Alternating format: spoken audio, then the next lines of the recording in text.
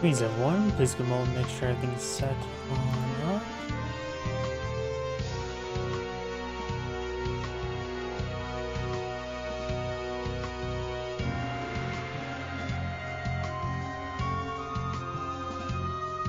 Looks like everything's booting on up. Game mode to activate the live chat windows.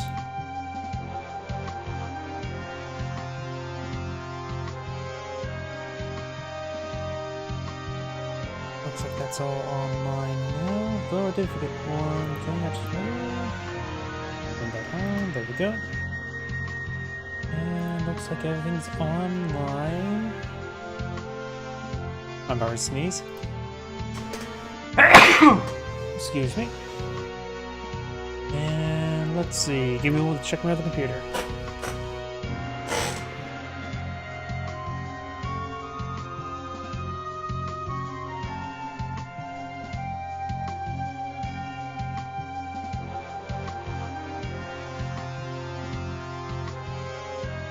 And looks like we're all good to go. So let's go ahead and get started. I do have a handful of replays on my text document to cover, so let's go ahead and get started from the top. Issues.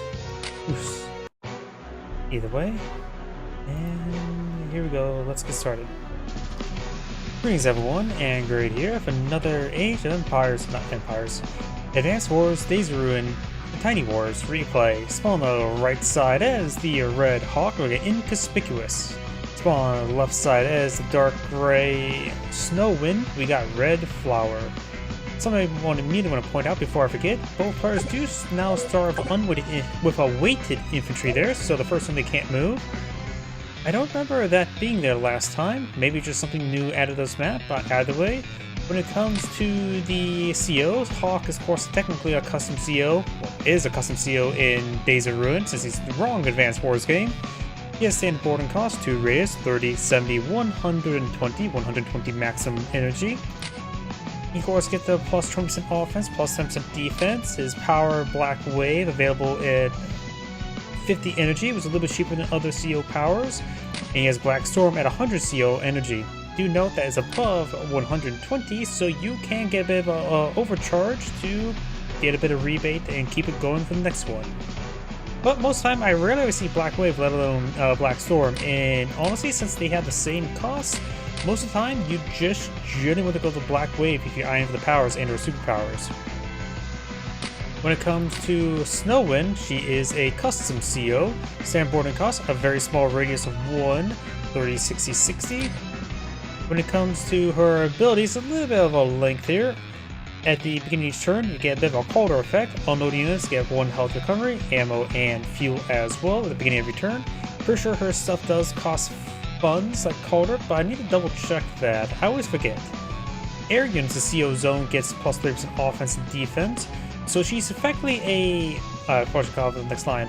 If valid, your first infantry or mech can be deployed adjacent to your CO unit and cannot produce another this turn. Basically allows you to deploy infantry or mech. And since she's also gets a bonus for air units for primarily meant for herself and units around her, she's effectively a paratrooper specialist, if you can imagine that. You can click the description button to view details and skilled explanations. Don't ever see that button there, by the way. She's effectively a CO paratrooper, as I mentioned. She's meant to be loaded up an air unit and paradrop in some infantry and mechs. So if you enjoy playing mechs, Snowwind's generally your option. She's definitely received some nerfs over time, because I remember beforehand it was all units get plus 30, which is a little bit overpowered. Either way, when it comes to her, she both have a power and superpower. Get, of course, all units get 1 health recovery, as well as replenish ammo and fuel, but not material like Grey Field.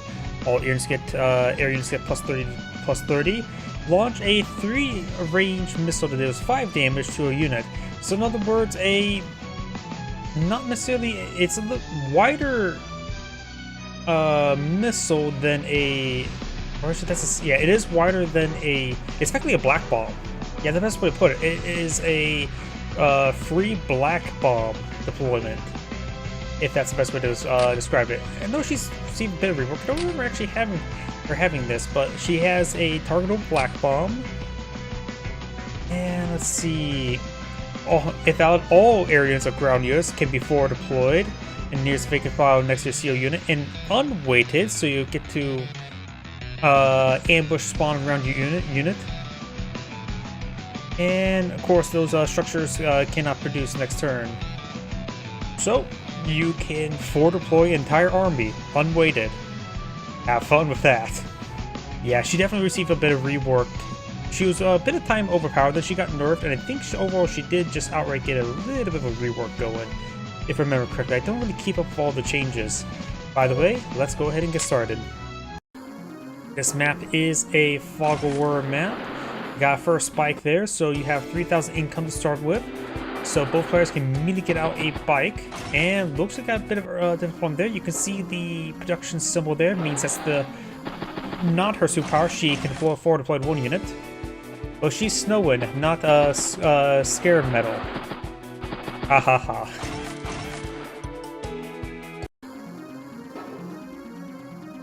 But you already do see a bit of different capture order. She may be trying. She has plus 30 offense and defense. I wonder if she's going to try to charge out a T-copter and paratrooper units in. It is a transport copter. She's effectively also a paratrooper. I always call her paratrooper. If somebody disagrees with me, is that an incorrect way to view her as a paratrooper CO, since she can forward deploy infantry and mechs? I don't know if anybody else describes her as that. Then again, don't really go look in the Discord forums of how to describe her. Bike infantry. She has 7,000 income, so she could go for T-copter next turn. That's still just a theoretical idea at this point in time. It's probably still best if she gets loaded to a battlecopter, though Duster's not entirely half bad idea as well. Hawk is of course a good generalist CO. All units get plus 20, plus 10, and a decent radius. Not small radius, not a large radius, just a decent radius of 2. Oops, sorry, hit my microphone. And we do have a recon deployed in field. She can always be loaded up into a ground unit as well, and 4 deployed units there. So she can also be viewed as a summoner.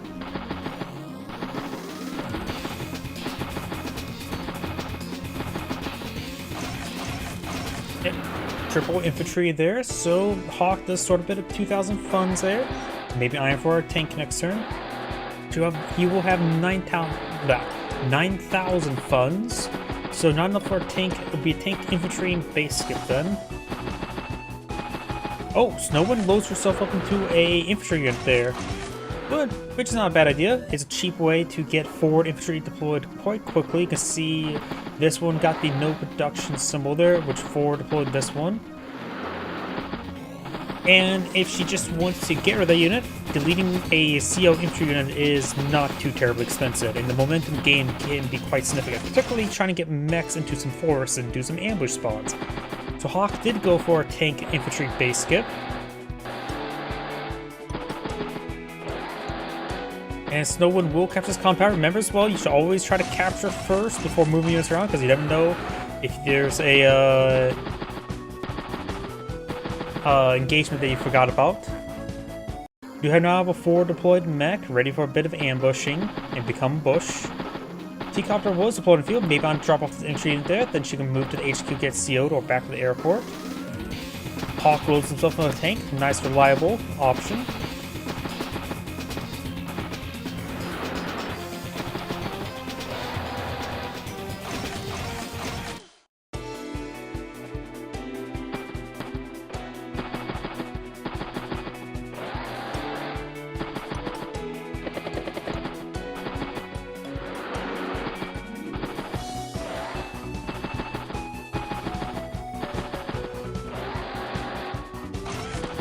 Battlecopter, and probably triple infantry. There's a forward deployed infantry.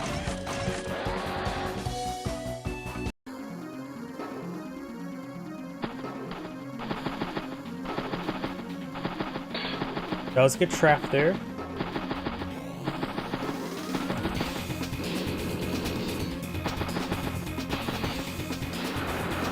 And looks like Snowwind will get the capture on that city first, but likely she will go onto the city and fire upon the infantry unit. That's probably what I would do.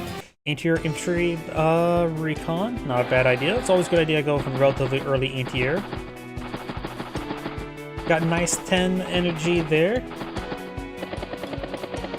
Biocopter heading down south for the winter. First strike there on the infantry there. Both players do have a comm tower.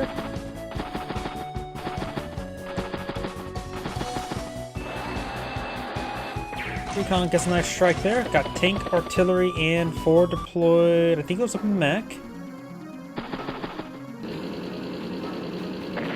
Oh, nice shot there. I forgot, cities have 2 defense stars in Days of Ruin. I mentioned Hawks' tank is pretty well powered up.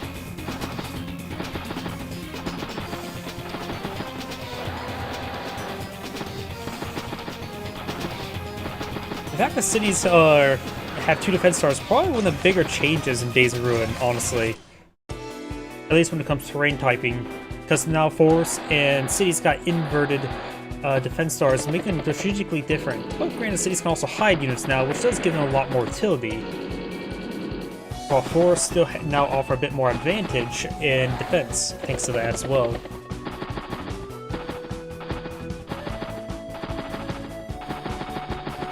Does get a good strike there, as well as there. 15 energy so far versus 17.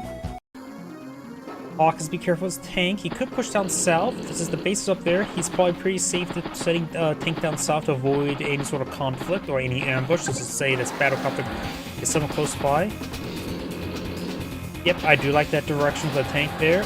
Then again, there's a lot of mechs, so maybe not a great spot. Though he does have a good escort infantry there, getting a lot of good damage done. 36 energy, so he does get pulse movement radius now.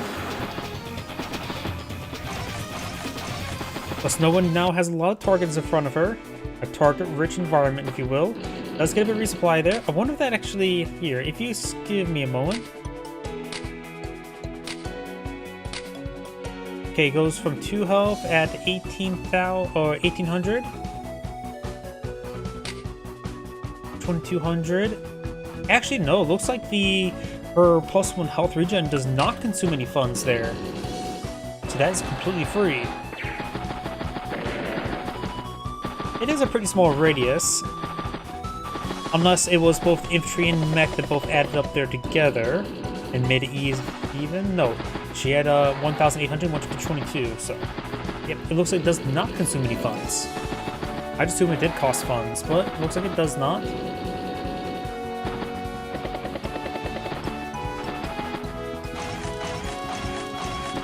Does 4 deploy mech, tank, infantry, and battlecopter. A lot of targets in front of Hawk. Does get in the range of the artillery there, so here's going to go get pounded. Will allow free reign of this battlecopter as well, so Snow's going to have a great time next turn. Able to knock out the anti-air like this and allows the battlecopter to just reign supreme is massively beneficial to Snowwind. Right now, with the amount of stuff that's in front of her, I think regular infantry better than mechs at the moment. Be cheaper and able to traverse the ground a little bit easier. Push a lot of stuff's out of vision range. Does not go the capture there. Does go the capture there. Number of mechs over here. And the artillery gets knocked out. Anti-air takes out anti-air. Massive gains there. And the bike can go ahead and interrupt the capture while at it. Right now, Snowwind has 23,000 for 16. Holy crap. That is a big income difference. She's won north and south terrains. That is quite massive. And does delete her CO unit to be reloaded into a bomber. Oh god.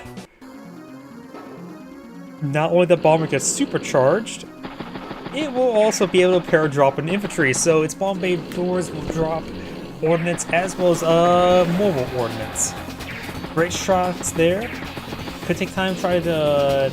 Does pull back the tank there. Pops a black wave there. That's going to be quite useful. We'll get a lot of global damage. Not managed to get additional firepower. As well as health regen. There's a battlecopter that's surrounded, at least from this side.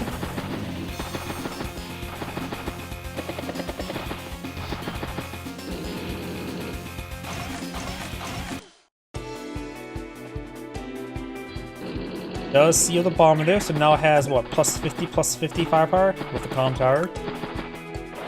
It's 55, 55. Does take the mechs there.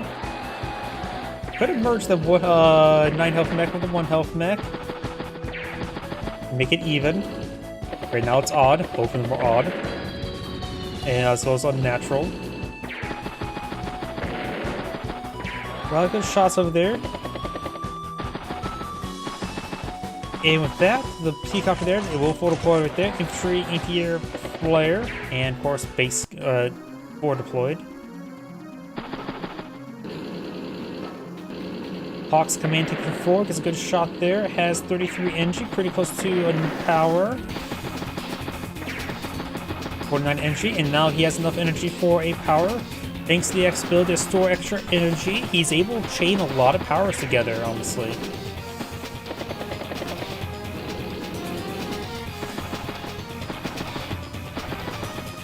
This bomber is probably in range of Hawk's command take if it gets an opening. But that's a little bit easier said than done. There's a lot of entry here by Hawk. Hawk is still 16,000 versus 23,000. Income difference is massive. Nukes that infantry unit there. Battlecraft gets a good strike there as well. Boosted by the Aura.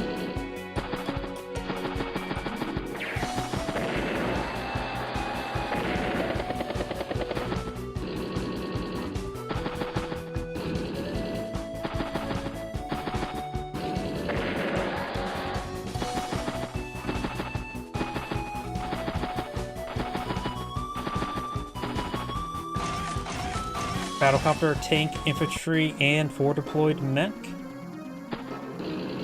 Hawk's tank is going for extra power charge. That's probably a good idea. I always forget that you have to actually think about with that as Hawk in this game. Gets my power charge before popping it. And maybe we'll get a Black Storm, which would be quite useful. 2 Blacks in rather short time. Yep. The bomber did get struck, and I think this will... I want to double check the self-repair aspect. I think it is free, which should affect its bomber, her own bomber. Let's see, we're now 923,000 income, so if she gets full income, be 23. No, there's actually a lot of repairs there. Hard to calculate, honestly.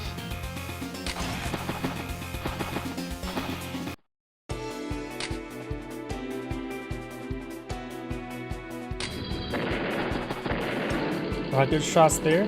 She's also got quite a bit of energy now stored up, and Wolf +1 radius is actually very important when it comes to these small radiuses. It really grants quite a bit of firepower, but then again, it just only affects air units. The helicopter does need to move out of that region in order to allow the forward deployment right there. Mech, very nice. This helicopter will have also 30% additional defense, double tank there.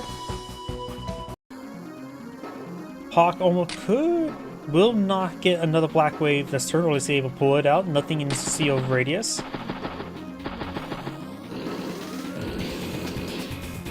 Duster's definitely a good choice. If that's the case, focusing down the visible anti-air will be very important. Because if he knocks out the visible anti-air, his Duster will provide air superiority.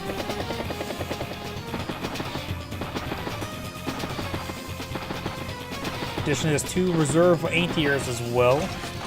Anti-air, mech, so got a good reserve anti-air. And here's the thing as well, anti-air is of course best known for, well, being anti-air, take out all aircraft units. But Snowwind, who's also aircraft focused for CO stuff, is also infantry focused with the forward deployment, which anti-airs will also do quite well. So heavy anti-air composition against Snowwind is a good idea since she's incentivized to deploy out a unusually large amounts of infantry. You probably won't see triple tank from her all too often, for example. And yeah, and that's it. That bomber definitely sortied too close. And now we'll get peppered by quite a bit anti-air right now. Does have enough for a superpower at the moment, as well as her power. So the black bomb needs to be interrupted. This bomber has to be taken down this turn. Duster can take out the battlecopter, or at least should be able to. Tanks can double tap the mech, then the anti-airs can double tap the bomber. In short, yeah, really need to stop the superpower. Hawk's command tank is out of radius there, so no chance for popping a power this turn, but can get quite a bit of power charges, so Hawk should move his tank first, and perhaps on and hit the flare. Duster could hit the... yeah, we'll be able to take the battlecopter. Infantry, good actually move there, let the infantry unit push forward to get a bit of recon pass there. I think the tank... yeah, actually not push forward right there. It's probably a safe call. He knows that the fact there's an artillery someone here, and that would be in range, so... yeah, don't attack the flare with the tank. Just get power charge with it. Now the ATR should be able to take out the bomber. Yes, 56 each. And stop Snowwind's superpower, or power. Hawk gets 71 energy, has enough power charge for a third black wave, but he is still significantly behind income. So he does have more forces in the field, and Snowwind actually has quite a bit of funds in the bank as well. She can deploy out some heavy assets. Does strike the... oh! Now I think I know why. She saved up her money trying to pop her power for the unweighted... the superpower for the unweighted units for ambush spawn.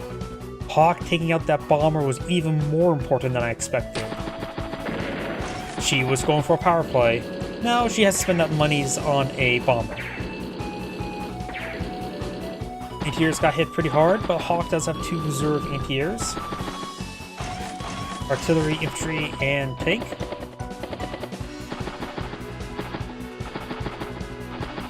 There's a fair number of tanks on the map. Hawk can pop his power, but it'd be good idea to get as much power charge beforehand at that point, since his units in a CO zone will retain the same amount of firepower as with out of it.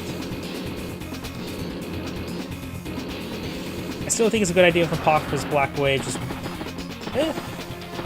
he could wait till next turn to pop a black wave.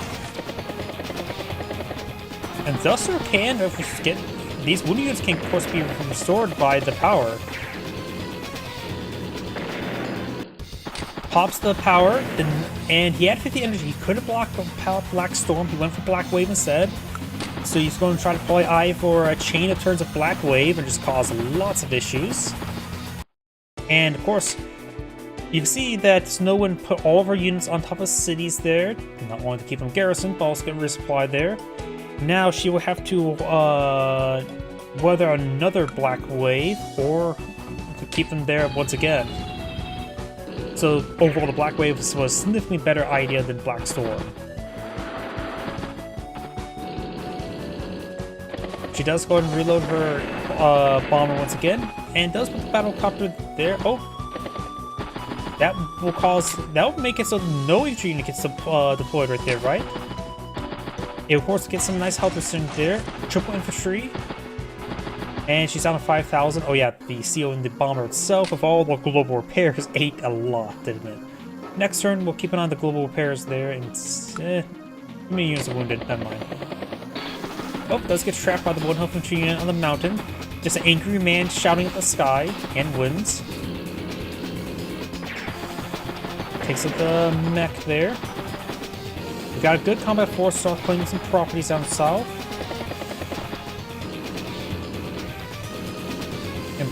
And a Hawk is ahead in the Valley Wise as well, even though he has significantly less income.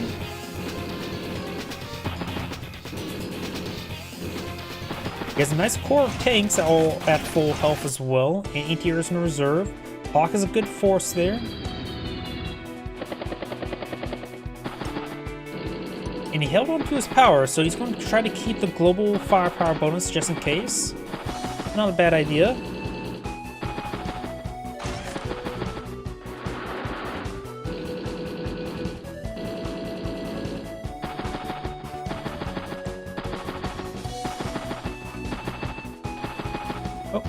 Sorry, I just saw some comments. Snow moment. Can't imagine Hawk going, there's no snow, only darkness.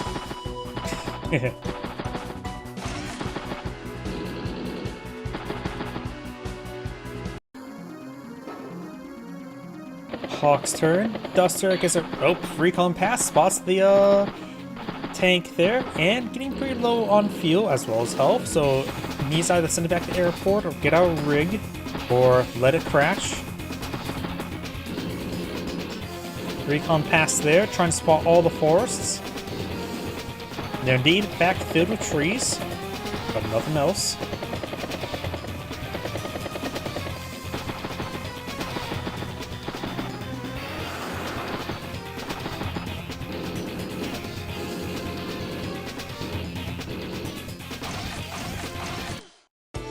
Anti-air infantry recon.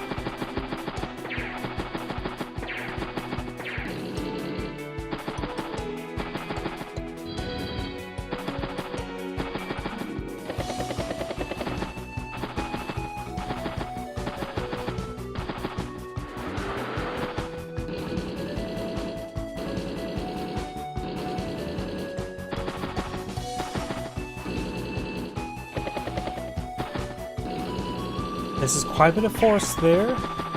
Good shots there. Hawk could send his command tank up north just to get some power charge there and a safe part of the map rather than this not so safe part. Hawk does have 2 anti-airs here. Overall, with all the infantry and aircraft, Dusters would be a decent item as well as anti-airs. Duster has 23 fuel remaining. Does get a nice little shot there. A couple targets. Was that one there, and there we go. Has a very nice amount of energy.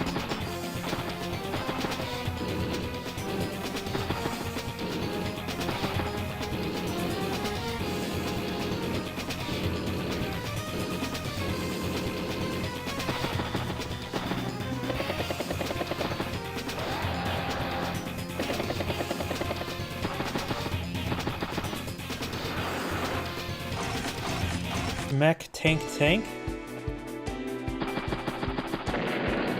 Stop that unit there. Artillery gets a recon pass, which is not usually its job. Bomber, Snowwind Bomber gets a good strike there, getting some power charge going. Okay, so both those anti-airs, there's a bit of problem. That's Hawk's only anti-airs. They got revealed and destroyed very quickly. Hawk may need to get a fighter or duster quickly over here for air superiority. He has 18,000 income, so fighter's definitely out of the option. Even duster is expensive.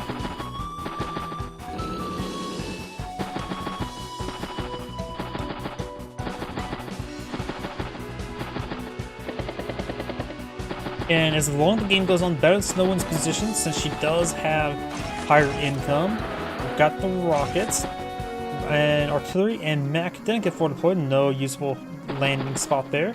Probably should not put the T-copter there. Also heading back to the airport, down to 10 fuel. I think Hawk needs to go for Duster. Oops, Duster and 4 anti-airs over this region. There's a lot of threats over there. Dusters would be a safe deployment option. Hawk heading up north. Of course, got a Vet 2 tank there, getting a lot of power charge, 96. Could have hit the full health and should get that more power charge, honestly. Battlecopter in the region, of course, be careful with it. The anti-air is somewhat close by. 99 energies, good chance Hawk, well, a Black Storm. That could be a great way to slow down his advance, at least severely wounded. Oh, unit got sacked there. And sacked there to deny power charge. Very good. Got another power charge, a single power charge. Got double anti-air. Snowwind has 30 energy. Hawk just needs to make sure it doesn't leave any units within this radius, adjacent to this radius, in order to prevent any additional power generation. As he knows he has no way to really counter the bomber at the moment. I think somebody got deleting some stuff there to deny power charge. Very nice. Hawk has a nice 99 and does manage to pull everything back out of there to prevent any additional power charge. Very good.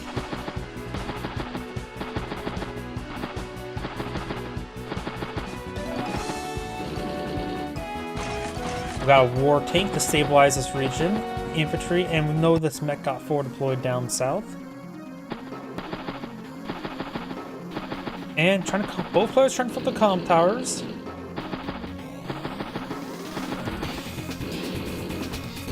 Yep. When I say sack it, I mean any way to just get rid of it for advantage. Blackwave's he's going into the radius. Snowwood can get her superpower next turn. That's probably not a good idea. It will have to sack to turn the bomber. She only needs 21 energy, and there's more than 21 health here. Get some good damage done. Problem is, it could be a black bomb. It could be the... Let's see, black bomb or forward deployment. Forward deployment would have its advantages. And over here, black bomb, not enough vision to spot everything, but black bomb, it says 3 radius, so if you target right here, it will literally hit everything that's diagonal. It will hit up the infantry and all the way down to here.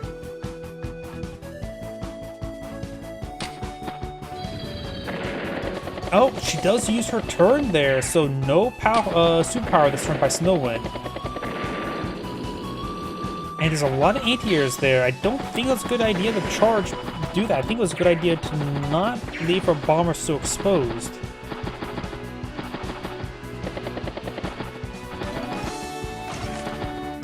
The bomber will need to be double tapped.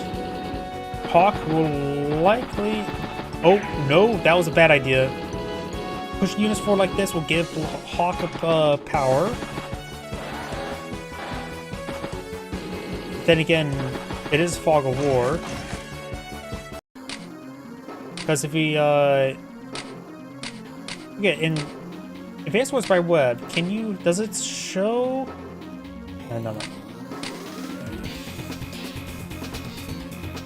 Oh, either way. Actually, no, it looks like she was just outside of radius, so no chance for a power for Hawk. Oh, and Hawk resigns. Darn. As Angrade saying, thank you for watching, and on to the next replay.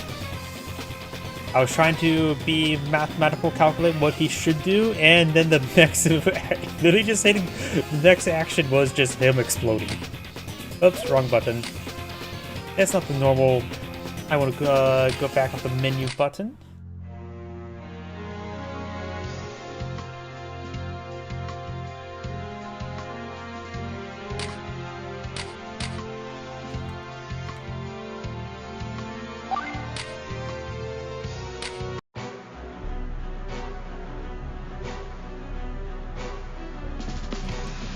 Greetings everyone, and Great here for another Advanced Wars Days of Ruin Tiny Wars replay. Spawn on the right side as the green Wayland, we got Roy Kirk.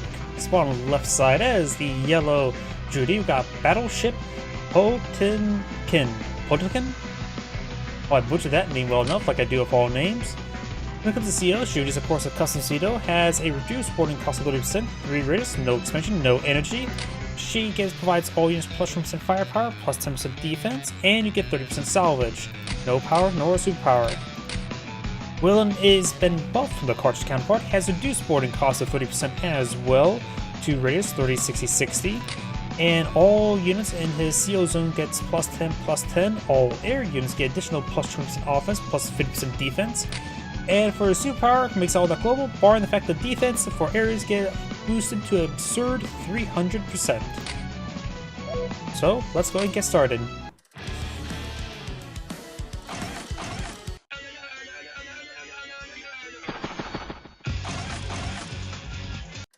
Air infantry for both players, of course that's turn 1, nothing too significant.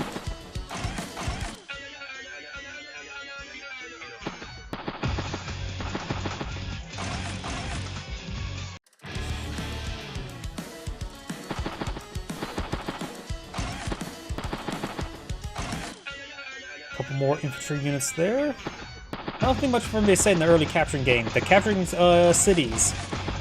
What is more to say? This map does have 3 bases, 1 airport. It does have a bit of a strong side, weak side mechanic. Got the strong side of 2 bases versus the weak side of 1 base. Airport's technically on the weak side as well, but you don't necessarily build from the airport every single turn. Though Wayland will likely go a bit more heavy in aircraft, will be dusters with battlecopters. Couple bikes there.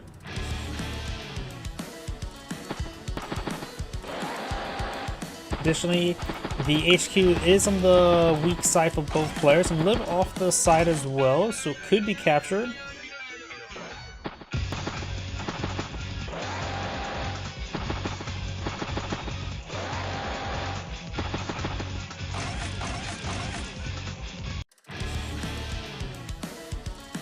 Infantry bike.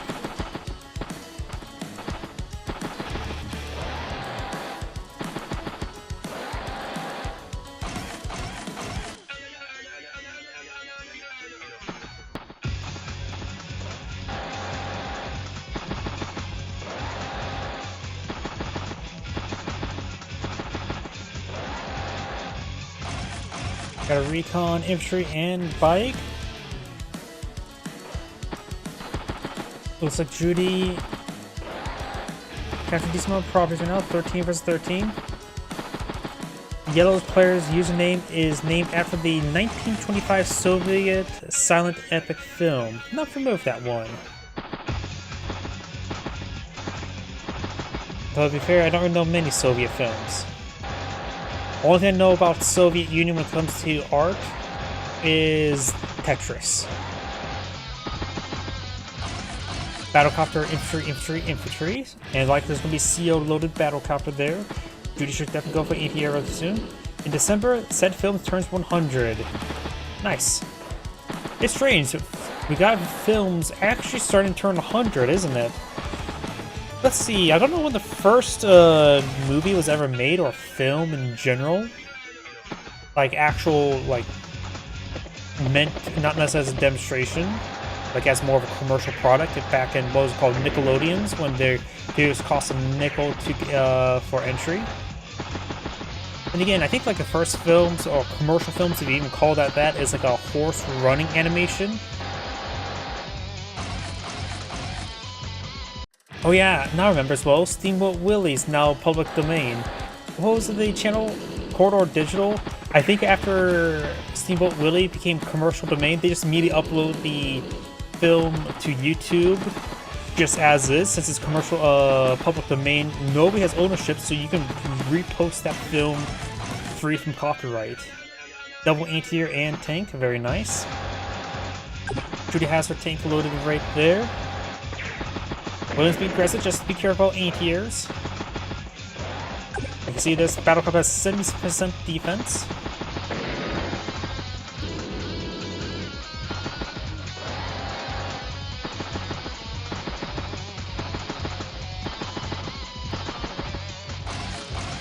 Tank recon. Nice early pick there. Get a bit of salvage. Took out 5,500 funds right there, which does correlate to 30% of that is... Damn, that's actually not really easy math to do off the top of my head. So 1,500 with additional 500, so 30, so 300, 150, so 1,650 funds from 5,500 damage. And of course, it's also bike out damage here. That may have been from the previous one, though.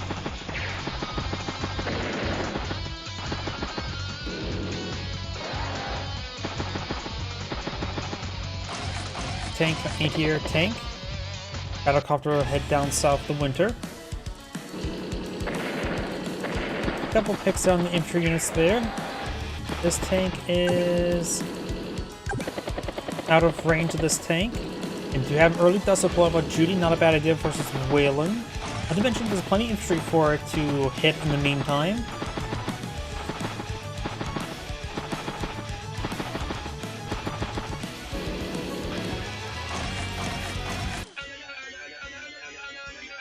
Battlecopter infantry and medium tank.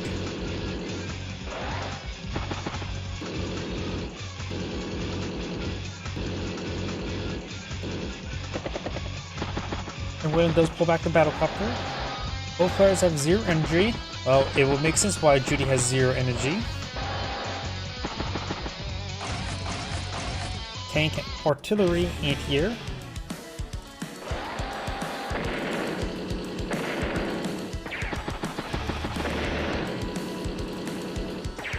Good shots there.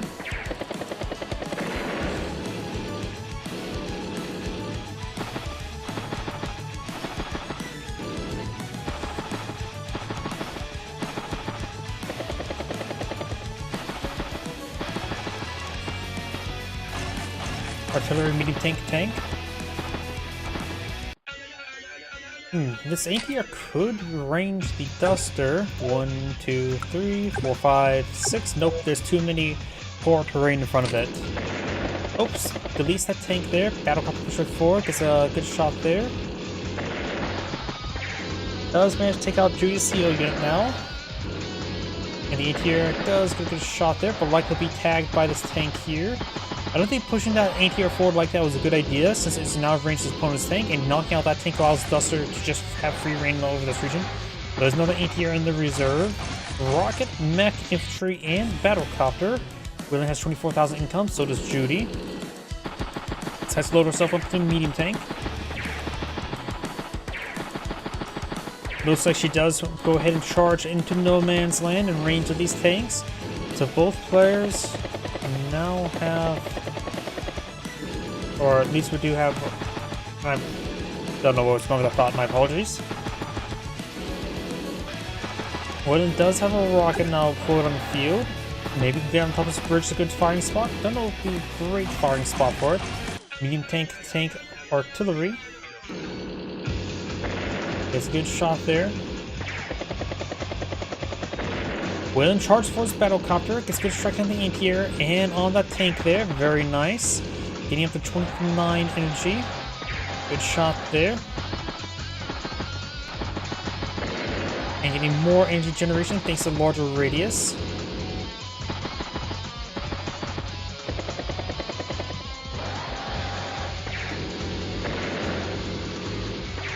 Good shots there on the medium tank. Interior battlecopter recon mech. This area is a full sea tile, so next we have to cross the river. Don't worry, they're just carrying really heavy equipment. Don't mind them walking the muck. Good counterattack there. Judy has, of course, now medium tanks, the CO medium tanks supporting each other, allowing her to get a decent amount of salvage going. Do now have a war tank now being pulled up north. Help stabilize this region. Whalen could get his superpower next turn, but popping it to only affect his own CO units, not super important moment. He has to be aggressive, use it to allow his battlecruisers to take some hits if it's becoming a lightning strike. Good shot there. Looks like it is out of range of this anti-air as well, thanks to being surrounded by rivers. Or over a river, I should say. Rocket does strike the infantry unit there. And looks like Wayland's going to just set up in this area with a rocket and keep hold of this region. Goes for another battlecopter, rig, tank, and bike. Goes for a rig, probably for a forward temporary report to support his aircraft. Does get a decent shot there onto his command copter.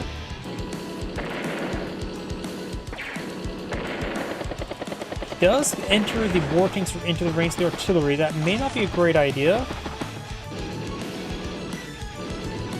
If Wayland wants to ignore some of these aircraft, he can pop his superpower to get the extra defense. There's a Duster there, and that is beyond the mountain, so maybe a good idea to actually pop the superpower so the battlecruisers can just charge forward and ignore the Duster. Guess we'll just wait and see. He does pop the superpower. I am curious about the artillery. Good amount of damage there. Okay, so that battlecopter, good striking there on the war tank. Rig advancing. I'm almost about to sneeze again. Sacks the tank. Excuse me. Is that Judy's medium tank? Rocket advancing. The Duster could strafe the rocket. Not so sure how much damage the Duster does to a 2 defense star rocket with a superpower active. Not great. It's primarily meant to just only strafe infantry and, of course, aircraft. It's the bike there. It's the anti-air. A lot of units in the range of artillery, so normally push the tank into the range of artillery is probably not a great idea. If it does in the anti-air, not like it's going to pull out a battlecopter or something right there. But it does pull out a battlecopter or something right there.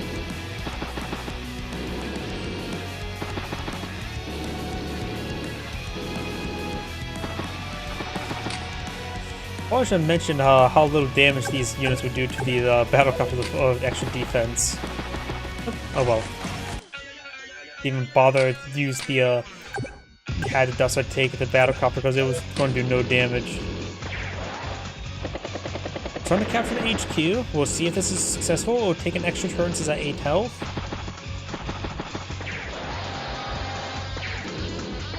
Lots of good damage here, even besides machine gun down this tank, leaving it at 9% health. Decent amount of mechs up here as well.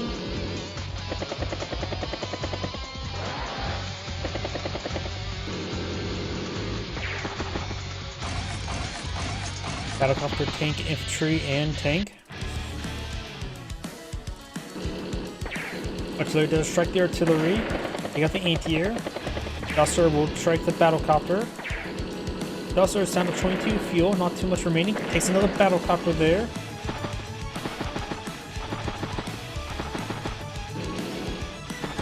Rocket may want to target down the anti-air. Could go for the medium tank. Taking out the anti-airs could allow his battlecopter to get into air superiority. Duster can strike Duster.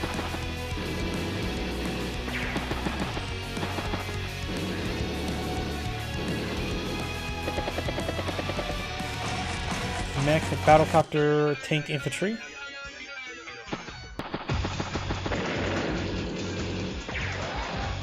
Does go for the medium tank there. Battlecopter's gonna just wound everything.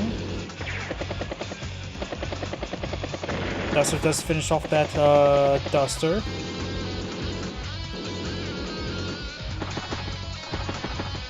We have two anti-airs in the region. Probably did not need to take time and use the anti or asses to strike the anti-air or the Duster. Could just use the anti-air to hit the Duster. Could just use Duster to hit the Duster and then hit the other targets. Let's pull out that region there. Tank, battlecopter, tank, mech. Duties command anti-air infantry forward. Takes out some units there. Takes out the artillery. Lots of small units being picked off there.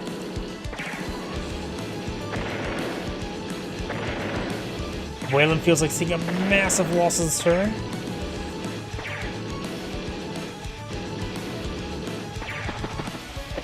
We'll go capture this property up north. Wayland right now is 26,000, almost 22,000 income. Has got knocked down to 90,000 versus 100 and...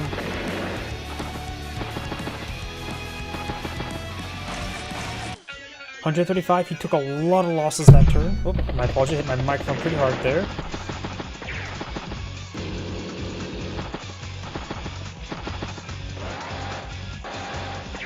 Rocket strikes the artillery. Duster goes in to finish off infantry. Battlecopter to finish off medium tank. Anti-air gets struck. Mech advances across the mountainside. Anti-air, another battlecopter pushes way forward, and tank is advancing. Battlecopter, mech, tank.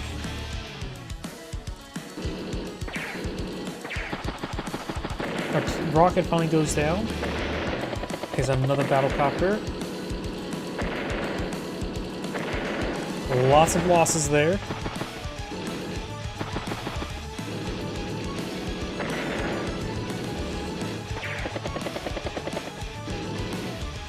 Thanks to C-Tile, this mech is not in range.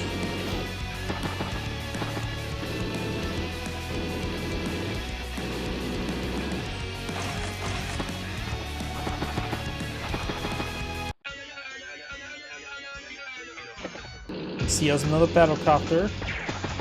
Mech finish off the anti-air. Duster finish off artillery. Tank finish off artillery. Or anti-air. Lots of good picks down the south. And Judy only has one anti-air. So Duster, who's now maximum veterancy, is reigning supreme. Now, of course, with the battlecopter forward. One's got a good core of tanks advanced way forward. And the war tanks up to 5 health now. Artillery, battlecopter, tank, and mech. Artillery would be a good spot to be right on the force with the time frame.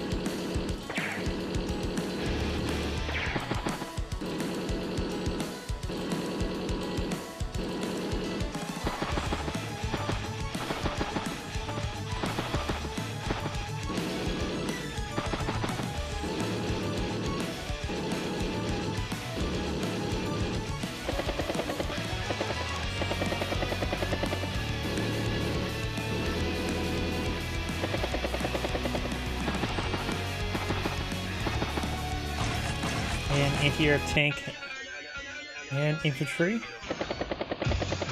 Wayland's command copter does get a good strike there. Mech hits that infantry there. Takes out the battlecopter.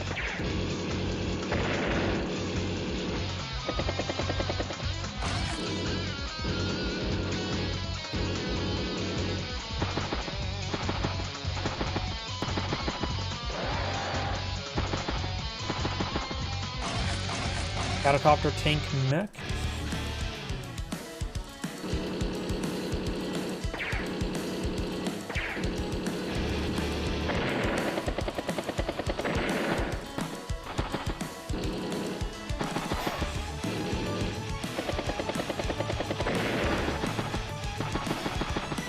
Good shots there. When Nuzzlong has Duster down south, was destroyed. And just rotating some anti-airs down south. Good number of Wayland battlecopters over here, as well as good number of mechs. Tank, anti-air, infantry. Right now at 140 plus 130 starting, so Wayland's still about a turn behind. Saw some of those units there.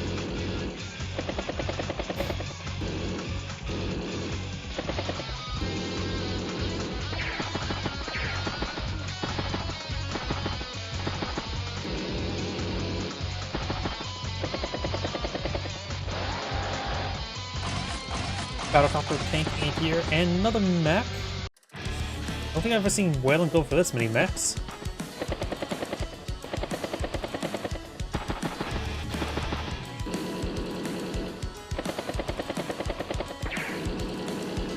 Tank does get taken out there. Battlecopter, one health battlecopter was pulled back over to the airport, so taking the time to get that repaired on up. Does get a good strike there on that battlecopter, and the other battlecopter will be knocked out.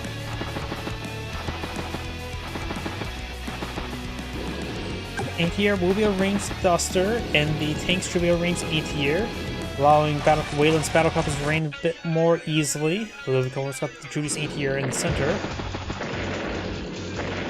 A lot of units exploding. Does get a good shot there on the Duster. Does manage to pop the superpower. I didn't realize he had that much energy. It wasn't paying close enough attention to that. Now his battlecopters are highly bullet resistant. Of course, does get plus 10 global as well.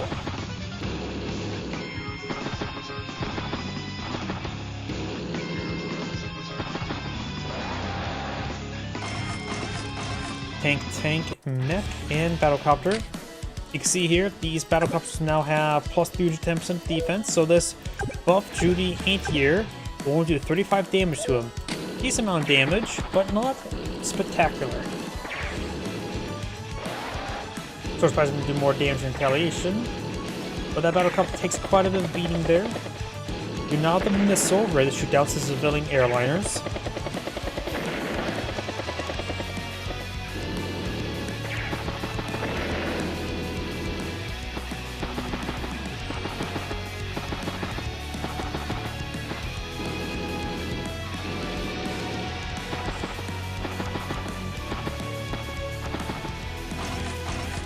Bike, tank. Wayland's copter does get a good shot there. Get a nice 15 early energy. Strikes Judy's command anti-air, as well as that anti-air. Mech takes a shot there. One health tank does finish that one off. 5 health mech gets a good shot there on the artillery.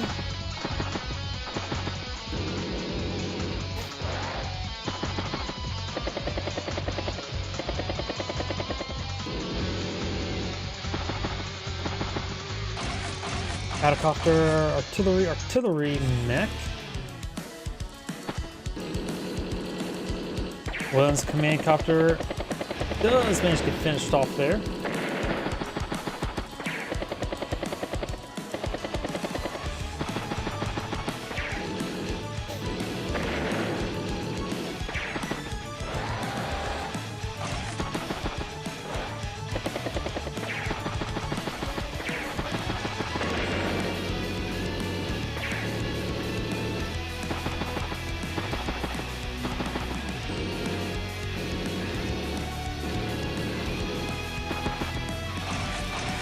Battlecopter, tank, anti-tank, and bike.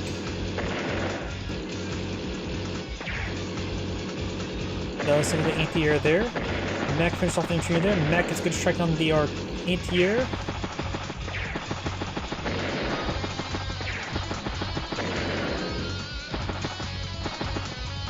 Right now, Willen's at 86,000. Of course, day-to-day versus 123. He is still behind.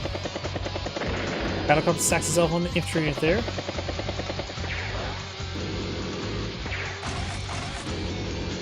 Anti-air, Battlecopter, mech, and mech. She just lower herself up another tank.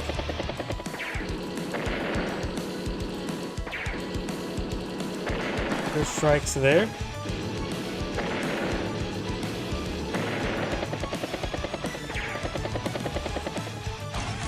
Battlecopter.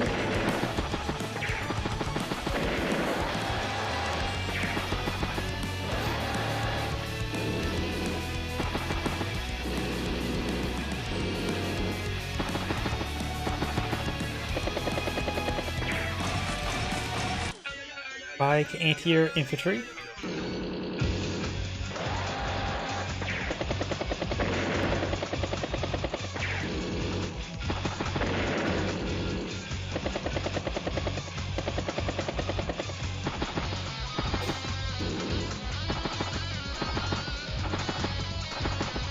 Willen's train of mechs are still going. Got mech, rig, Battlecopter, and recon. And it looks like Drew's asking for resign. Or was that the Wayland? Wasn't sure. Don't remember the name.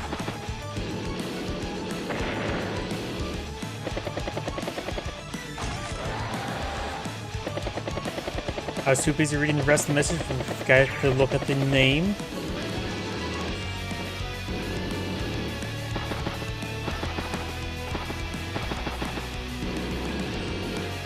The multiple properties down south being captured. Judy's feels like ever better position. She has 153 in the field versus 79. And it looks like Judy declines to end the game, so it looks like it was Wayland trying to request the game to be ended.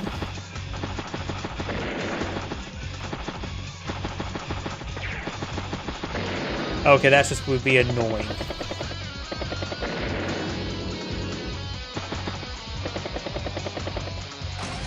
Battlecopter, mech, anti-air, and mech.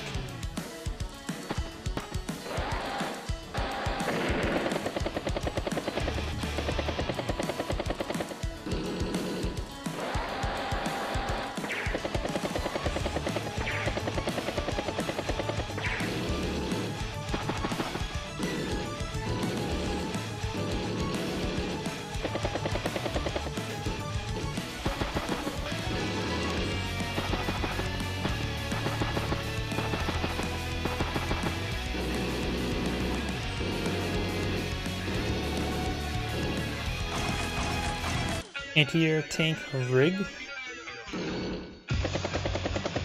Battlecopter gets a good strike there. Wayland's at 12 energy at the moment. Decides not to drop off that mech there. Probably good to drop off the mech. Playing as well and thinking as Wayland. Great. And Wayland does go ahead and resign. It's Angrade saying, keep watching, and on to the next replay. Before we get to start next replay, I do need to rush him. Please give me a moment.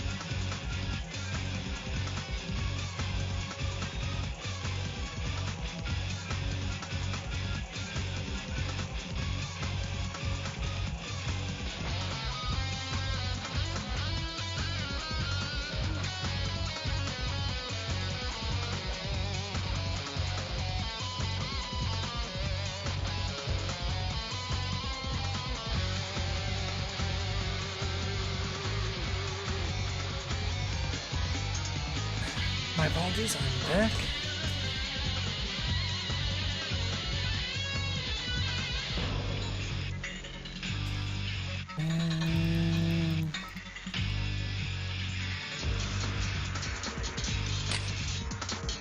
Keep on hitting the wrong button.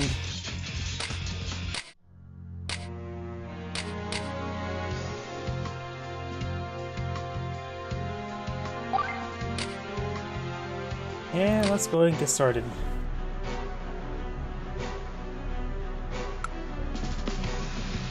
Greetings everyone, and Great here with another Advanced Wars Days of Ruin Tiny Wars replay. Spawn on bottom left side is the blue penny, we got Yukikaze. Spawn on top right side is the dark gray force safe, we got RE32.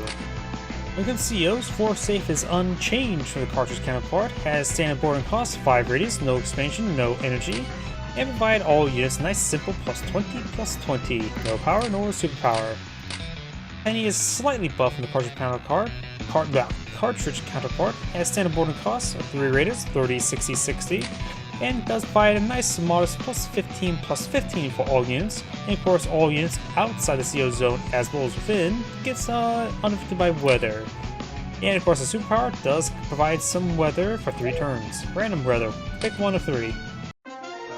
This map is 2 base, 1 airport. Both players do start with a temporary airport instead of a map. I do like maps where you start with a temporary airport. I just like the concept of temporary airports. There's also radar stations in the corners, no comm towers in this map. Not mentioned just a pair of cities down south.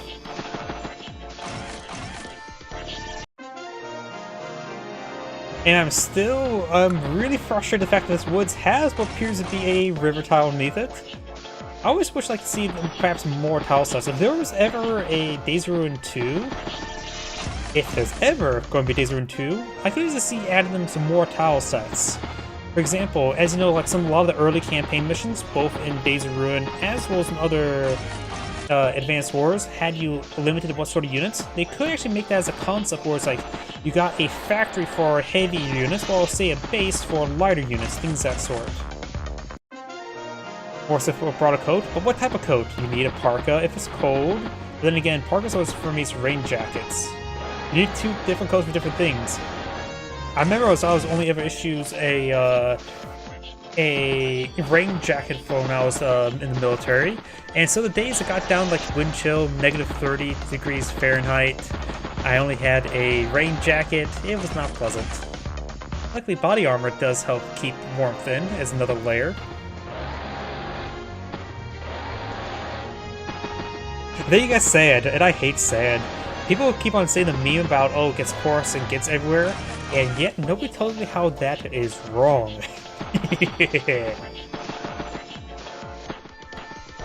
I was talking about like tile sets. I could see, say, adding like new different tile sets, like you said, like in a new game where it's like you got a factory you can build any unit. You got like a base which is limited to like say up to tank, like lighter weight units.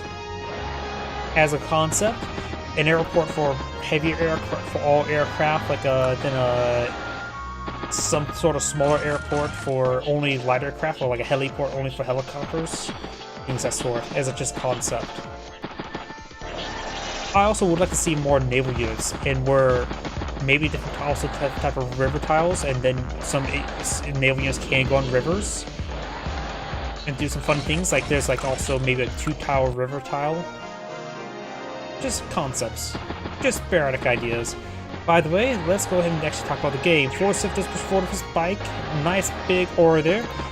Penny's bike's there. Mr. Bear is in the sidecar. So Penny can get some energy there, but the flare itself, how will have to fire those. Probably better not to interrupt her own capture. Bear gets a good shot there, getting Penny some energy. She can't overcome Force's firepower bonuses, but at least can help mitigate them. And +5/+5 as a difference is not too significantly different. Tank bike.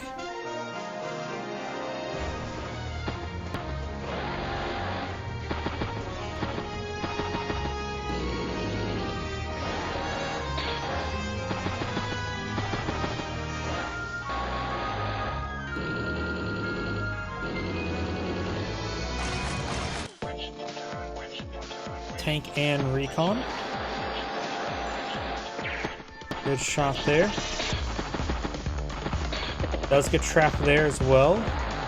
So it looks like Force is going to have a nice capture wave next turn. Penny right now has 17,000 income for 4/6/16. I can see 3 properties be captured next turn, while Penny has 2 properties being captured. One could be interrupted, but unlikely to be interrupted. Triple capture there. Penny could send her bike up north to get some power charge.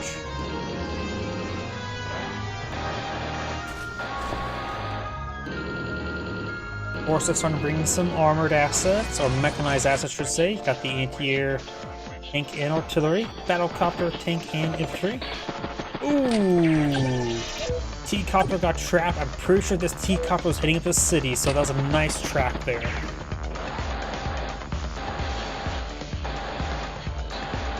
Forsyth can also try to trap again by putting infantry unit right here, move it up 1 tile, or maybe put the wooden bike there. Because T-copters only have 1 vision range, it would not be able to see that tile there to capture the guy and get another trap, causing more issues. Battlecopter, anti-air, infantry.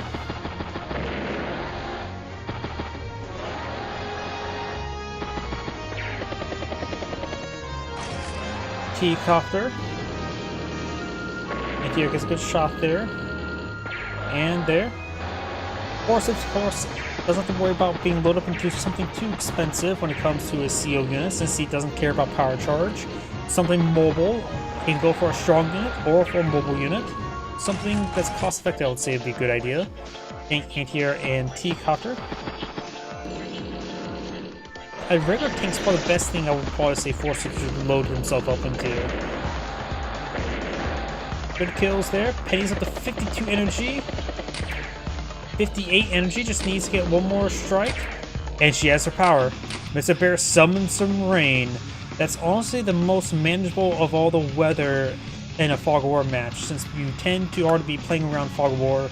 Now you just got more Fog of War. Though Forsyth does not have a flare on the field like Penny, so this will cause some issues for Forsyth, but not massive issues. Let's get trapped there. Wait. Did that T-copter? Yep, I was going to say could get put the infantry there to trap the T-copter again, but it happened again. Not more expected, but yet it still did. Oof, double trap there. Another T-copter, tank, and bike. Maybe she's going to try to go for a snag of these ones. Recon puts a round in the T-copter. T-copter gets shot down with a garrison. You know, you don't see that all too often. Since the front lines have also collapsed on in, the rain's not too big of an issue, so it looks like Forsyth will manage the rainy weather this turn.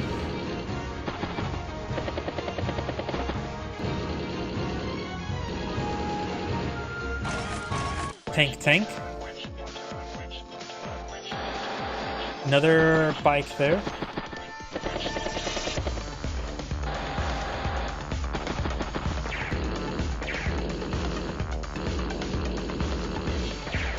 Does not take a tank there, but basically good as dead. Can always pull it back, try to get some forward repairs going. Forsyth has another tank on top of the HQ there, so likely we'll see that CO'd next turn. Anti-air. Oh, no vision on the anti-air. I forgot about the rain. If a force could put a round with this anti-air, then he can have his battlecopter get free range, such as hitting this battlecopter. Of course, this battlecopter is also not in vision range. Forsyth will counter the Northern Islands. Anti-air falls back, no recon pass. So yeah, a lot of good opportunities, but the rain did save Penny from a bit of a beating there.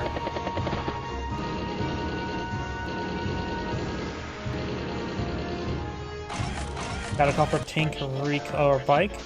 Forsyth has right now 20,000 income. Penny has 22, has 76, also day-to-day, effectively 100. Versus 97, so they're still pretty even. And Forsyth is managing the rain. I think next Penny turn, the rain will subside, so Forsyth has to deal with rain for 1 more turn.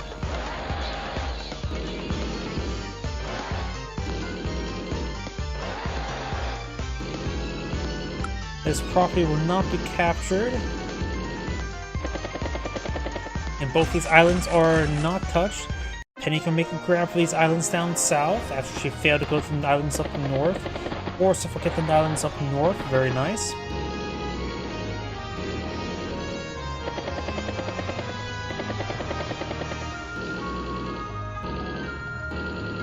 So it looks like Forsyth has weathered the storm. Penny has 0 energy. There's no chain of weather.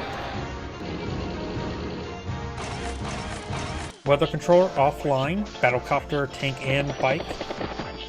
Penny will now claim the southern cities.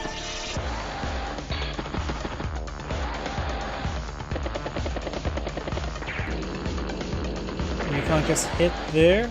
And trying to capture the radar station. Or he can interrupt with a spike here. And got a good connection of battlecopters here as well. But nothing to stop the anti-air at the moment.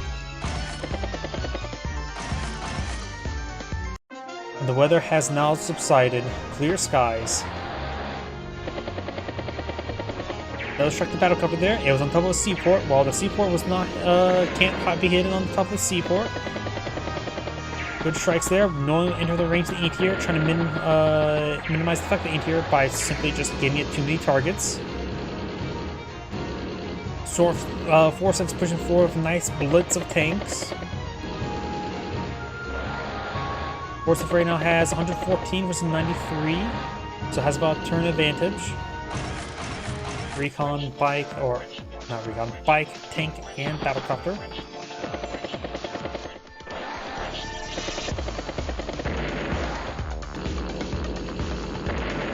Good shots there. And did load herself up to a bike.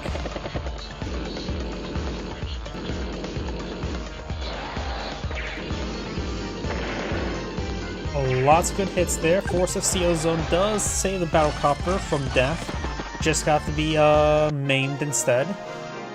Permanently maimed.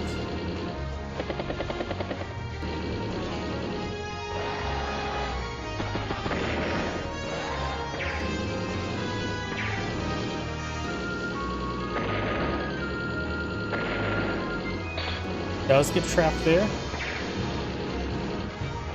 And he's at 26 energy. A lot of targets in front of her. Just needs to get multiple targets hit. Nothing to range the artillery, it looks like. This battlecopter can strike that tank up there.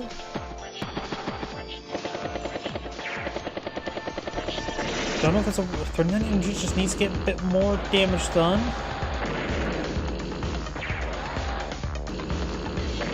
Get some more engine charge there, 48. Decides to go more up north. And Penny's command bike's up there. Right now, 52 energy. But she's also backed herself up to the corner. Mech, tank, battlecopter.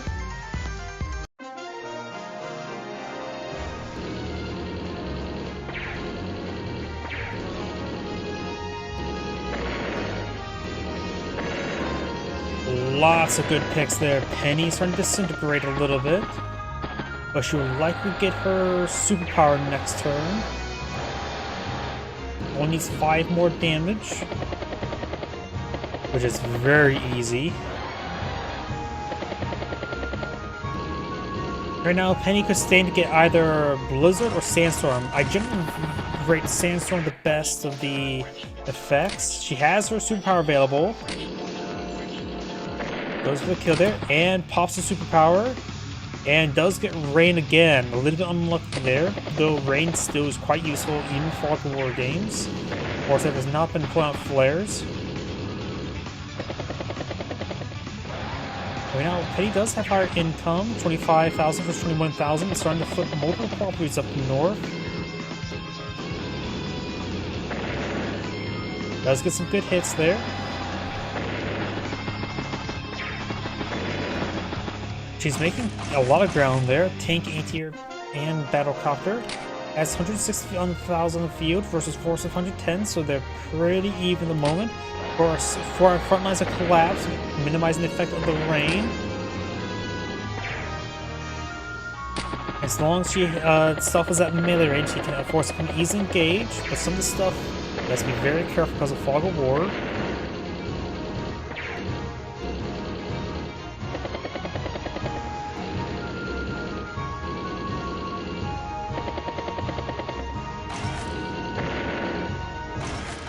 infantry, tank, and battlecopter.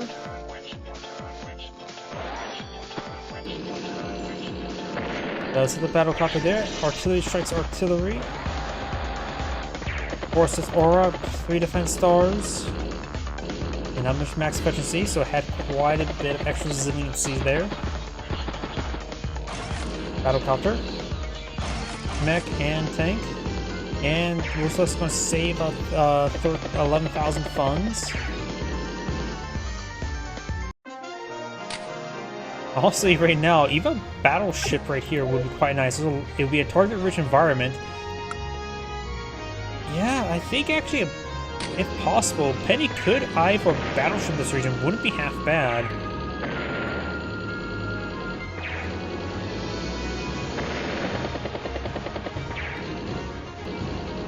Does merge there, takes the battlecopter. Battleship cannot be possible. Penny's taking quite a bit of losses right now. Has some sporadic units up north, and Penny has only kept one property up here. Has 26,000 versus 22. Blair, medium tank, battlecopter. And 4-6 command tank will likely go down to a mech.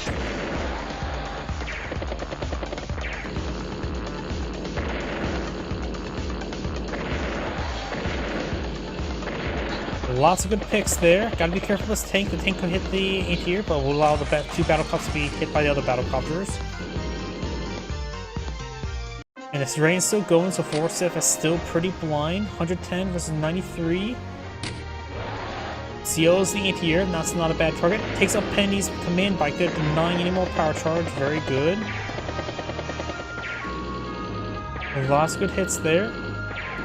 Another battlecopter still in reserve. Does get trapped there. And flip the seaport.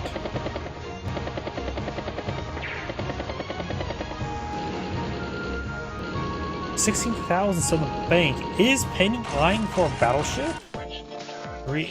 Bike, tank, and battlecopter. CO's the bike there.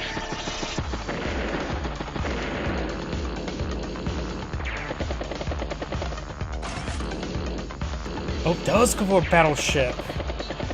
But she already had a pretty good counterattack there, so maybe not super useful. The rain has subsided. Of course, the seaport will hide the battleship. It should have naval hiding, right? Hideable units, naval.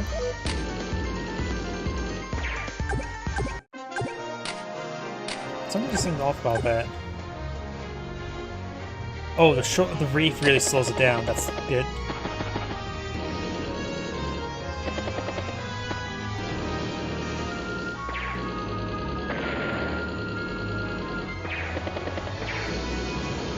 Get some hits there.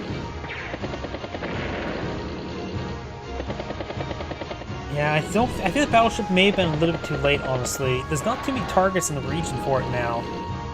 Add a cruiser, and there's should be more Penny's direction again. Cruiser, probably not. There's something interior there. Battleship takes out that tank. Battlecopters managed to finish off the tank. They can always merge and get on top of the temporary airport. Good hit there. And he's at 20 energy at the moment. And 4-6 is starting to capture some property down south is important. 2 capture progress remains. Double flip this turn. Penny also needs to get some units up north to start flipping those properties, so we'll add it. And he's at 20 energy, 100,000 versus 97, so pretty even. 24 versus 24, so the income's equal. Yeah. I mentioned Battleship earlier, but I am taking that back. There's not many targets left for it. Though this medium tank is in range. Just needs to get spotted. Okay, so the battlecopter there. Does spot the medium tank there. Great strike. I wonder if Penny knows that there's a battleship firing, or does Penny think it's a, what's it called? A rocket. Duster, bike, mech, and well, Duster, bike, mech, nothing else. Battlecopter strike, battlecopter. Penny is lacking anti-air. I suppose there's one more battlecopter can engage it. There's an anti-air there. Yeah, Forsyth has a lot of battlecopters in the field, that's for sure.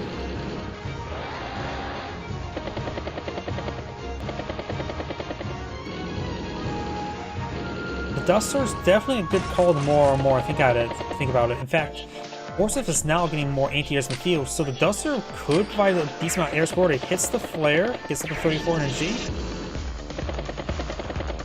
Recon passes north. Mech takes time to shoot the battlecopter. Battlecopter hits tank. It's there as well, 46 energy. This command bike could easily get spotted and be... Okay, has been surrounded. Missile anti-air. Ooh. I think that missile's not a great call. Penny must be really feeling the heat from these battlecopters. Go for missile, Duster, and anti-air. I understand anti-air, but I don't think the missile's a good idea. Probably put the missile on top of those ruins there.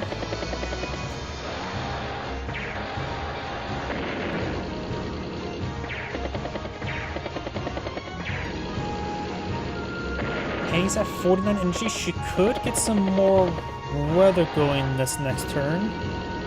Battlecopter will be up 4 health. Got Duster in range of some stuff here as well. So yeah, we're probably going to see some weather. Duster, infantry, tank. 58 energy.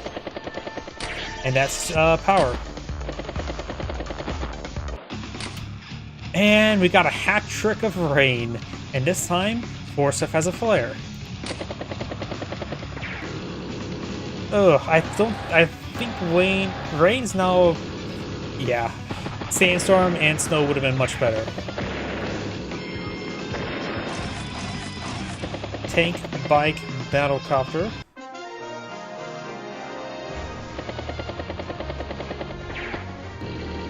That battlecopter is taking a beating. Does hit the Duster there. Battlecopter strikes tank. And this time, Forsyth does spot the battleship if he has not already was aware of it.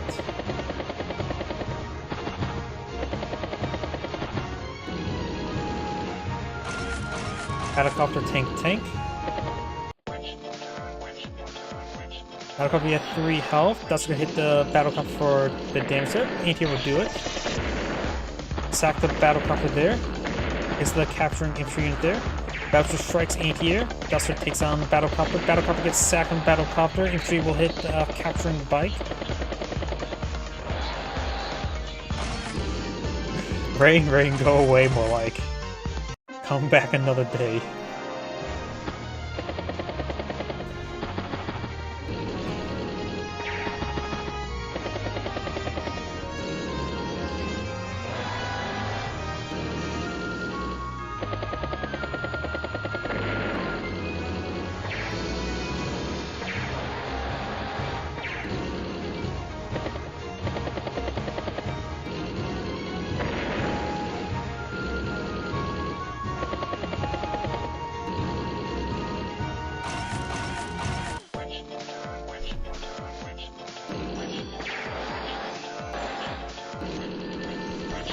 Duster gets a good shot, or receive a good shot there.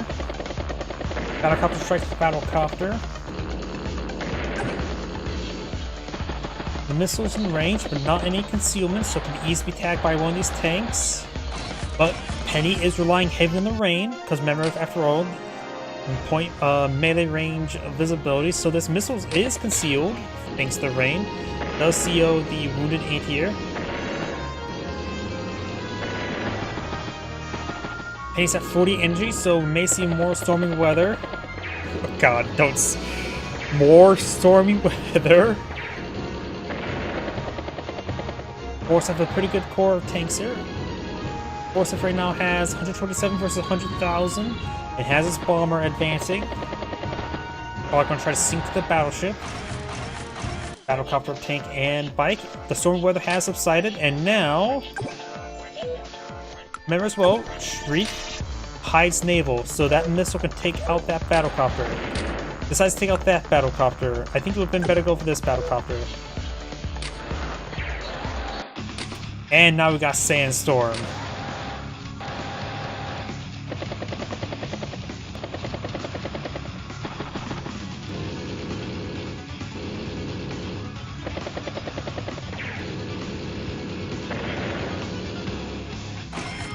Mech Battlecopter Tank.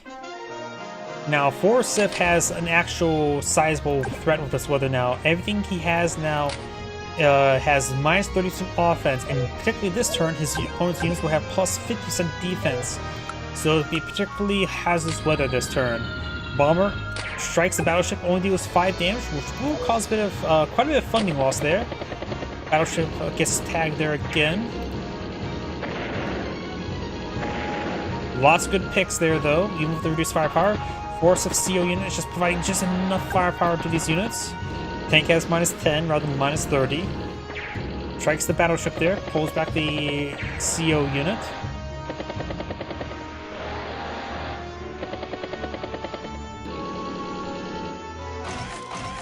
Another bomber, bike, and infantry. Force of 27,000 funds, trying to capture more properties. Missile strikes the bomber.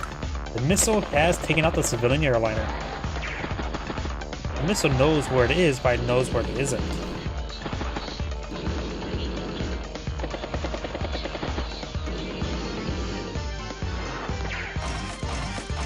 Tank, battlecopter, bike.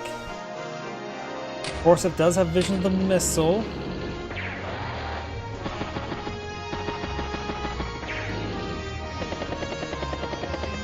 Forsyth has overall done an excellent job of weathering Penny's storms. I usually have a bit more value in Penny when it comes to this matchup. Penny just seems, when she gets her weather going, it's usually unstoppable. Granted, it was a bunch of rain when units are already, when the front lines have already collapsed on in, making the least usefulness of rain.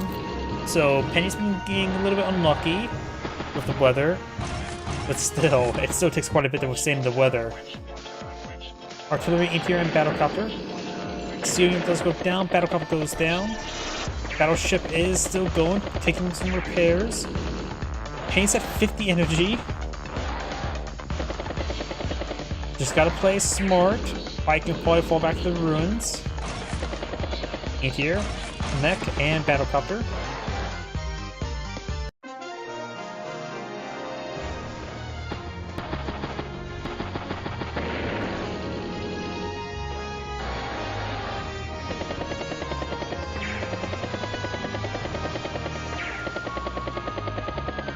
Good shot there. Does hit the rocket.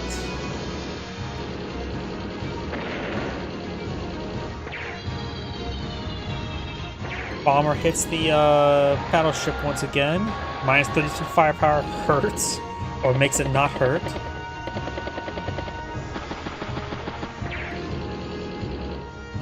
Of course, this will drain some funds from Penny. There's a possibility Penny can pull out more weather this turn. She just needs 10 more energy, and there's plenty of targets in front of her. The missile was out of range.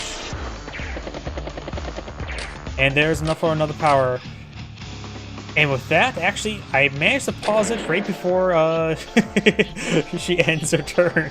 Right before it resigns. Somehow I got the resign message right before it actually explodes. And with that, Penny has resigned. His Angrade saying, "Thank you for watching," and on to the next replay.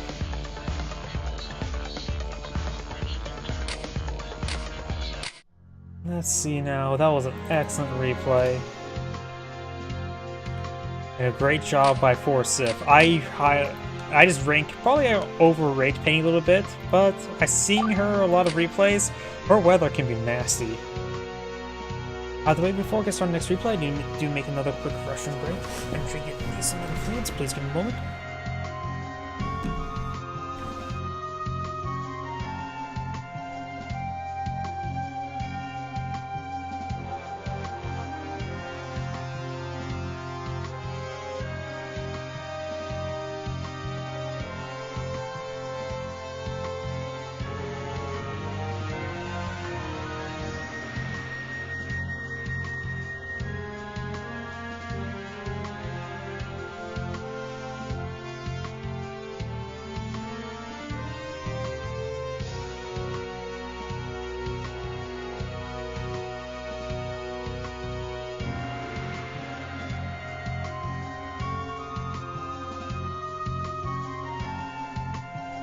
My apologies, I'm back. 5,000 every day. The type of handicap wouldn't even... Was there... Wait, was there a handicap like that in that game?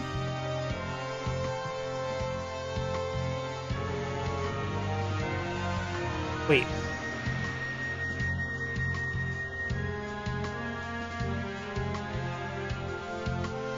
Sorry, I'm not sure. Is it this game talking about the previous game? I don't...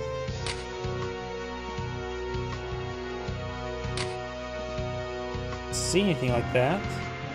Oh, talking about the day-to-day funds. Got it. Because he did capture a decent amount of properties. They were pretty even quite a bit of time, but yeah. Sorry, I was thinking, like, was there a handicap in the game? I didn't realize it.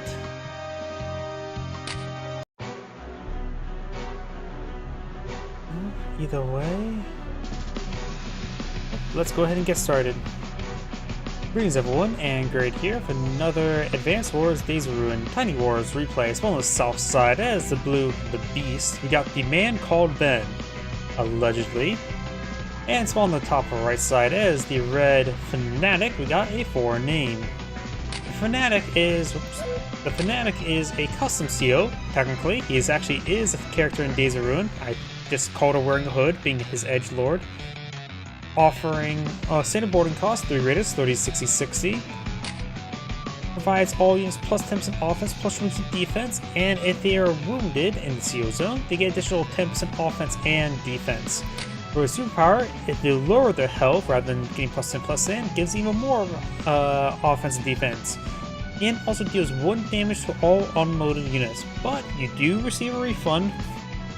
1 HP to all owned units, so 1 damage to all your personal units, but you do receive a refund for it, so you won't lose any value, maybe a bit of momentum for 1 turn momentum. Either way, let's go ahead and get started. Oh, forgot to mention the beast. The beast is, of course, a technically custom CO as well. 50% boarding cost, 33, 30, 60, 60. All units get, of course, a standard plus 10 plus 10. All specialty units in terms of infantry, mech, bikes, recons, and flares, the lightweight units, get additional 20% offense. And additionally, at the end of the turn on your opponent's property in your CO zone, you will steal that income from your opponent's property as well for that 1 turn. The beast has both power and superpower, both cost 60 energy, so choose one.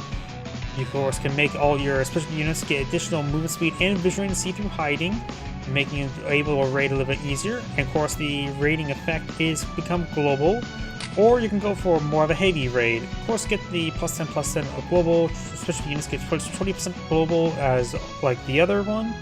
Also, any prop you end your turn on, you get triple the amount of income. Apply the no income state for the next 3 turns, allowing you to steal your opponent's income for 3 turns, steal a neutral property income for 3 turns, or if end your turn on your own properties, get paid forward 3 turns as well. Very powerful indeed. So, let's go and get started.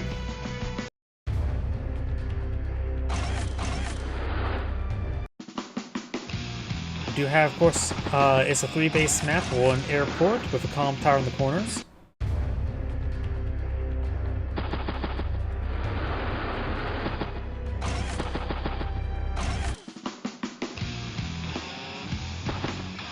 Both players, of course, start with a gun both there. It's not uncommon to see some of the rush towards the comm towers, try to clean them both. But you can see they have a similar deployment order.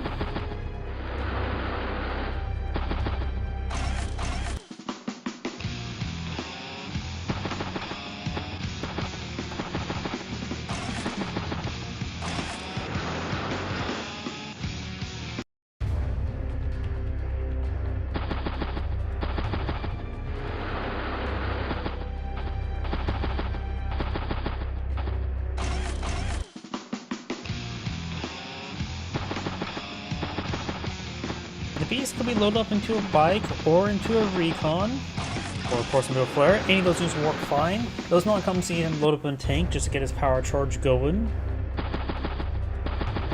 But he always seems like a bit more of a recon guy. Though flares are pretty abnormally powerful, so that's another good option. And that goes for double bike there and does do a base skip. Beast has 7,000 income this turn, so it doesn't have to do a double bike commit base skip. Does go for a bike there. And that's the Beast's first bike on the field. The Fnatic now has 2 bikes.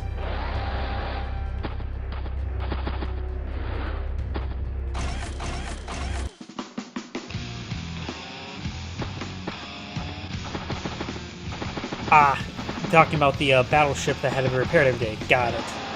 Sorry, sometimes I lose track of some stuff. We do now have tank, infantry.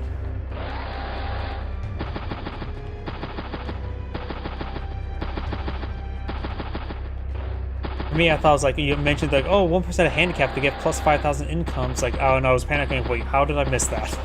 Because I miss a lot of things. Tank flare now deployed in the field by the Fnatic. And the Beast has leveled up to a tank. In total, should have plus 40 right there, or plus 30 because it gets plus cell plus 10 plus in the Vetracy. Does go a flare on as well.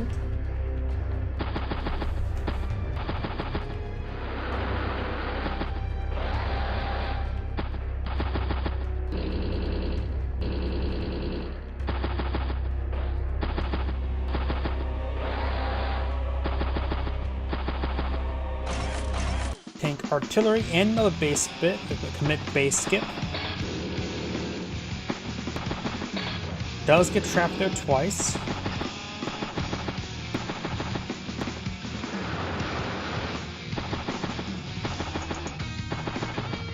It'd probably be best the Fnatic to stand and fight with this one, but continue to capture the other 2.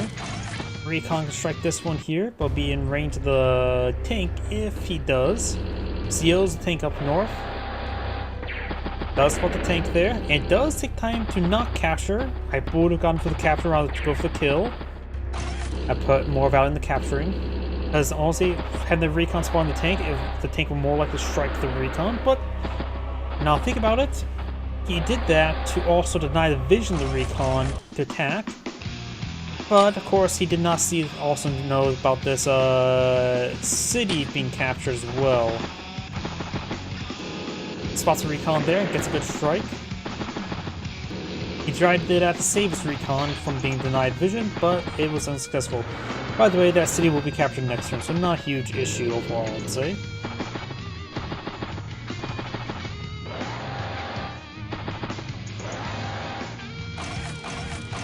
Tank, and infantry.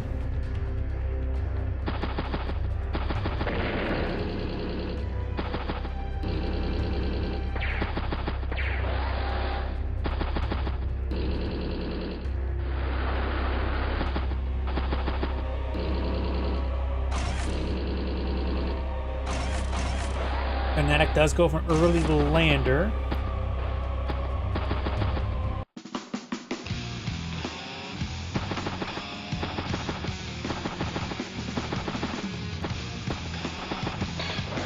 Does get trapped there.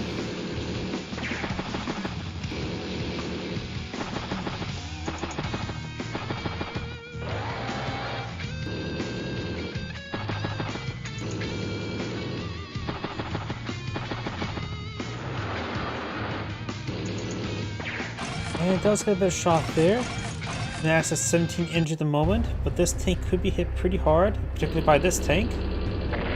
The Beast tank does go down, gets a good power charge there, and gets trapped once again. It feels like a very large number of traps so far this game.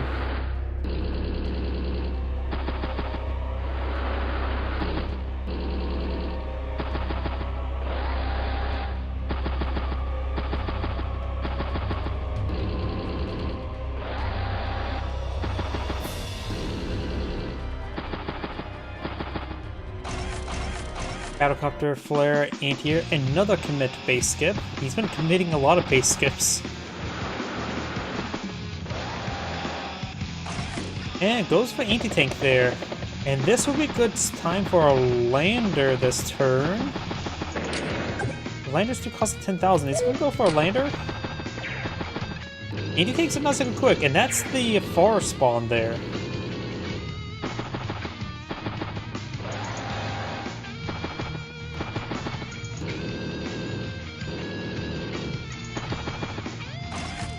Tank infantry. Maybe it's gonna go for a lander next turn? I'm not sure. Something just seems off about the anti-tank there. Takes the flare. And you got also all 3 properties being captured here. 4 captured products remain, so next one we can get those all being claimed. So you do have a flip there. Right now we got 24,000 versus 24,000. Tank.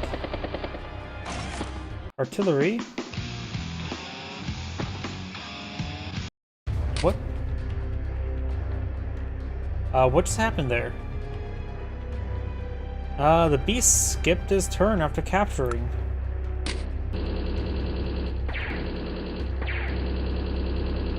Was there a misclick there or something? I'm not sure what happened there.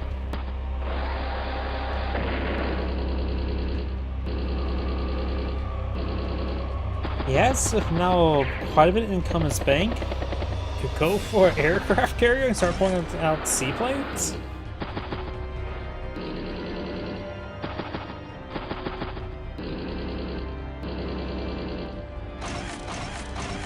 If he's going to skip turn next turn, this replay may be a wash then.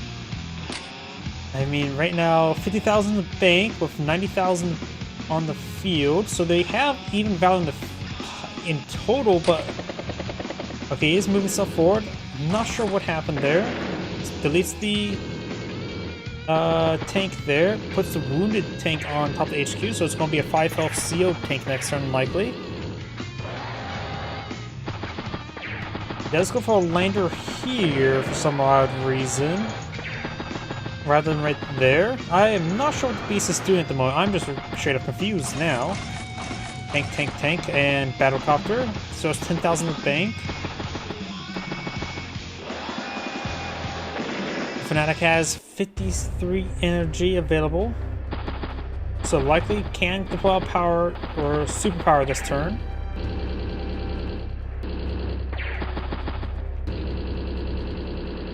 Right now, just trying to hit that meteorite pretty heavily. Pulls back. Didn't get any power charge this turn.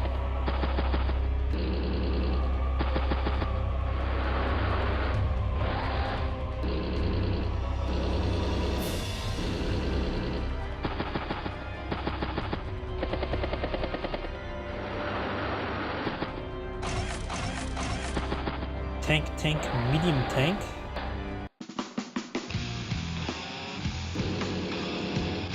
Okay, loads of the tank and anti-tank at that lander. Those drop it off there.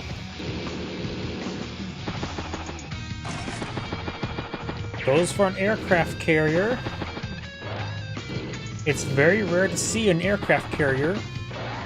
But this map, a forward aircraft carrier can start pumping out seaplanes. It's not a bad option on this map, honestly. All depends how many anti-airs your opponent has. In this case, not too many. I see the one right here. Oh, there's another one there.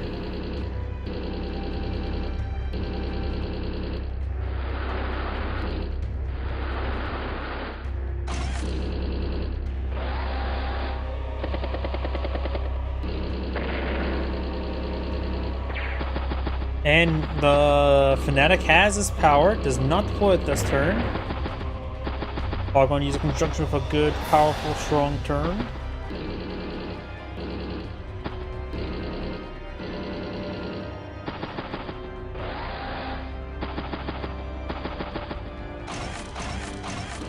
Battlecopter, recon, medium tank, and infantry.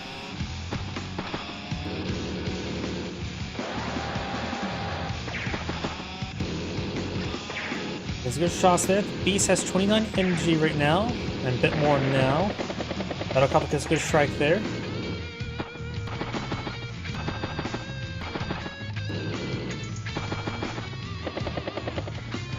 Loads the battlecopter in the aircraft carrier, does not chop it off.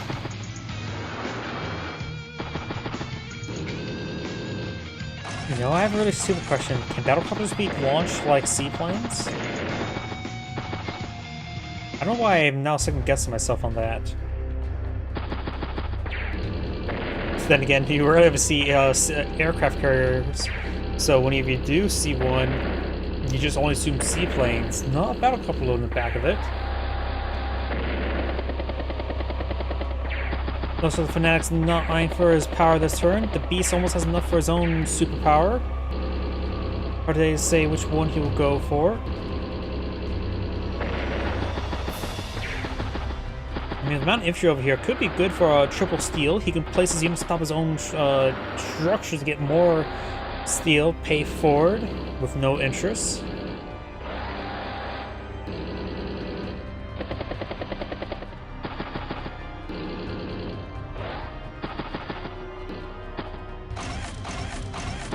Medium tank, anti-air, and tank.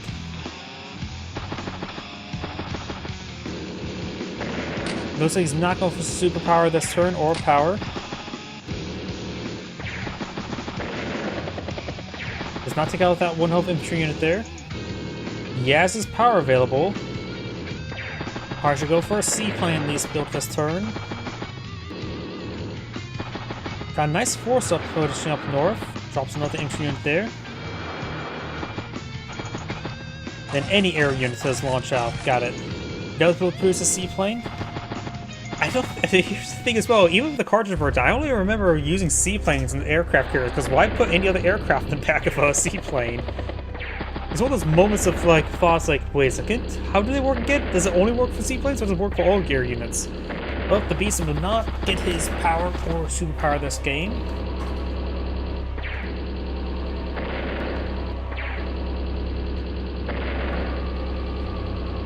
Because let's be frank, once you get an aircraft carrier in the field, you only ever go for seaplanes, because seaplanes and plus aircraft carrier is expensive deployment in general.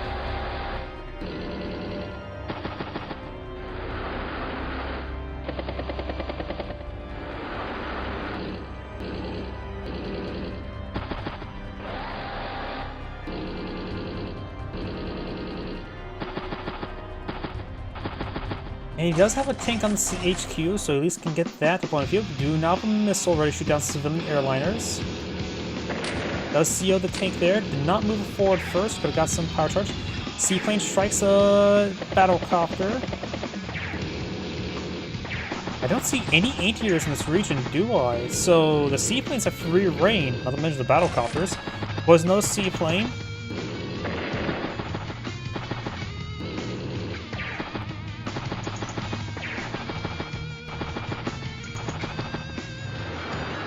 Well, carriers also heal wounded air units by 2 without whiff costs, so that's another thing you might be convinced you to get one. True.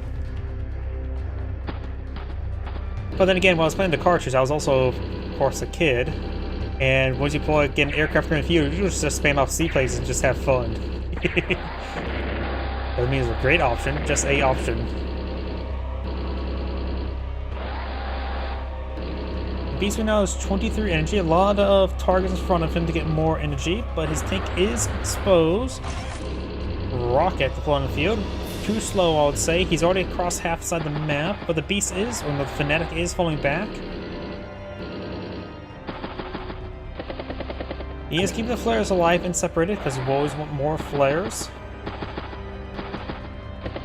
Fanatic right now has 31,000 income, plus 25, and he is capturing more properties. Beast is pushed way forward. Seaplane gets an interrupt there. The Beast has 33 energy now. Good shot there. If you squeeze out one more energy, we got energy from that one. Oh, then again, one more energy or radius means he has the CO power.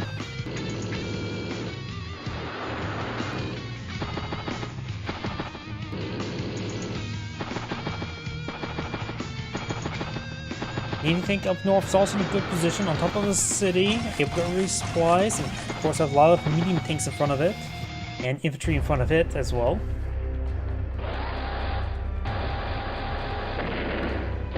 Does spot the anti-tank there. Artillery gain greater range, the anti-tank, very good. Also on top of the side of the forest.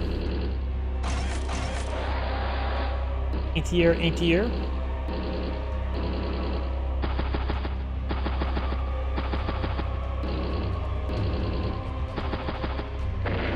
Oh, deletes the gunboat.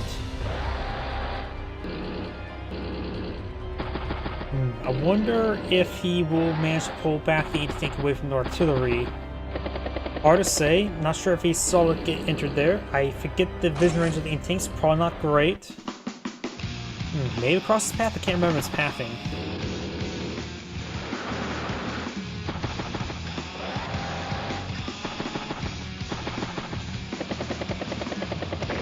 Does get a good shot there. Anti-air getting repaired. Does pull back the anti-tank, so may have saw it. Seaplane does spot the flare. The flare does go down. Oh, here we go. We got the salvage effect. He does see a 1,000 income. I think that's the first thing he salvaged or raided today. Not salvaged, raid. Tank, flare. And flare. Flares with these seaplanes is actually a good idea. Plus it does fit his motif.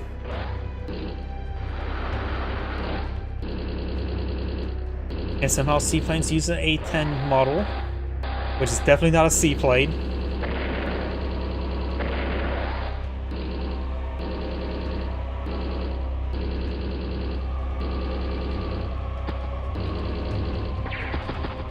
Both their values are now above 200,000. The Fanatic has 300,000 versus 25,000 for the Beast. That odd difference suggests to me there's a still neutral property somewhere in the field. No, it's the rated property, making it odd.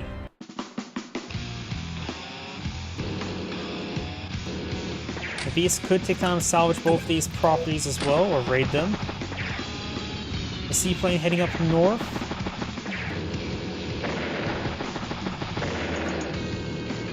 Lots of good picks there. The Fanatic still has not used his superpower just yet.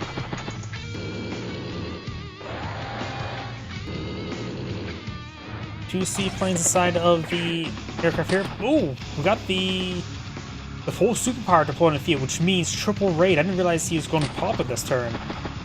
And look at that, he just got 9,000 income there. Takes a little flare there. Takes that unit there.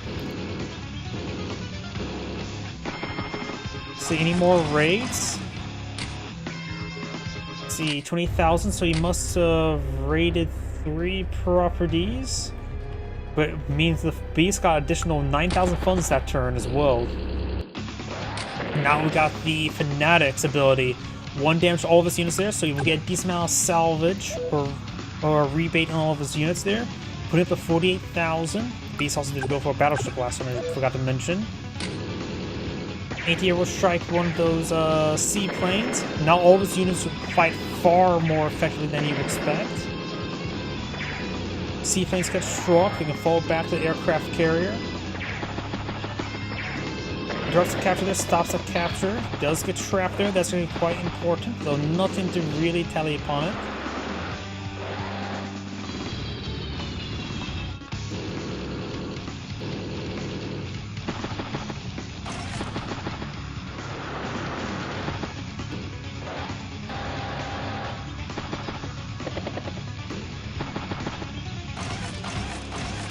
Medium tank, bomber, anti-air, and tank. The Beast's turn. Let's see. You can capture 2 of the properties at least. You won't get income for them next turn, but he'll at least be able. He still got a good amount of value from them, paid in advance. Seaplanes taking them around, getting some shots on in. The aircraft carrier still has, I think, 1 material.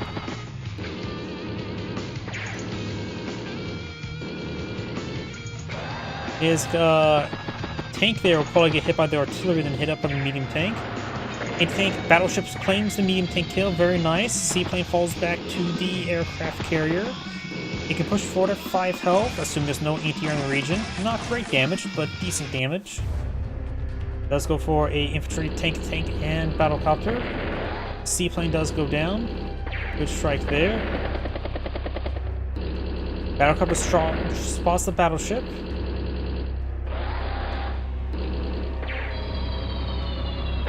Fighter overkills that unit there. They saw that unit there as well. The rocket gets a good shot on him. The rocket is able to range the rocket as this medium tank there. Medium tank will be in vision thanks to this infantry unit there. Rocket, of course, will be hidden. And the Fanatic does now have a bomber. Both players at 0 energy. The Beast has lost his CO unit. Fanatic has a command tank on the field.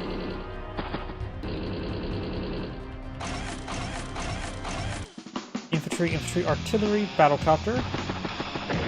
Is that battlecopter there? Battleship strikes the medium tank. Tank takes out artillery.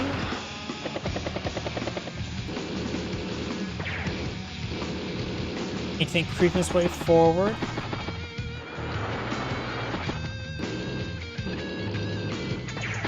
So here, the no income stays still on that property. It will probably recover next turn.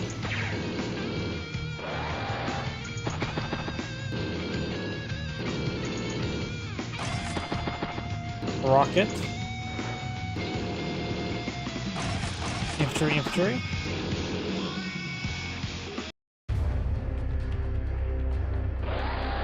A lot of repairs there. He's at 16,000 after the day-to-day repairs.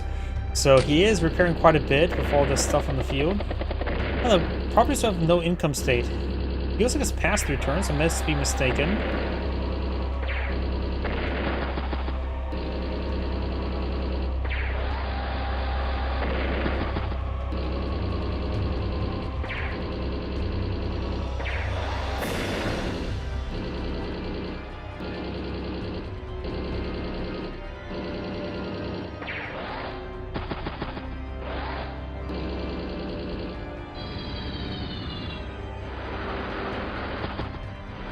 Right now the Fanatic does have 233,000, the Beast has 181, so the Fanatic does have advantage.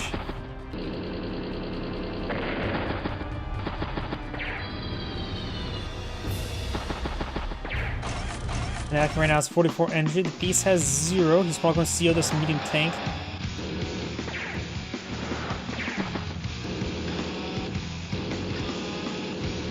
Good strike there on that medium tank. Hits the bike as well. Gains a good energy charge. Power charge.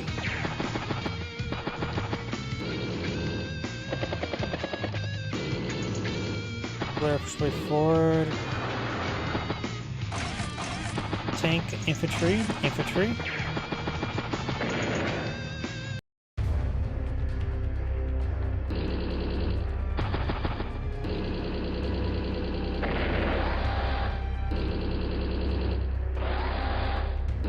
Actually forward 48 energy, but he did move his tank forward, so no possible CO power this turn. Nope. Connect the service successfully. I wouldn't worry about that too much.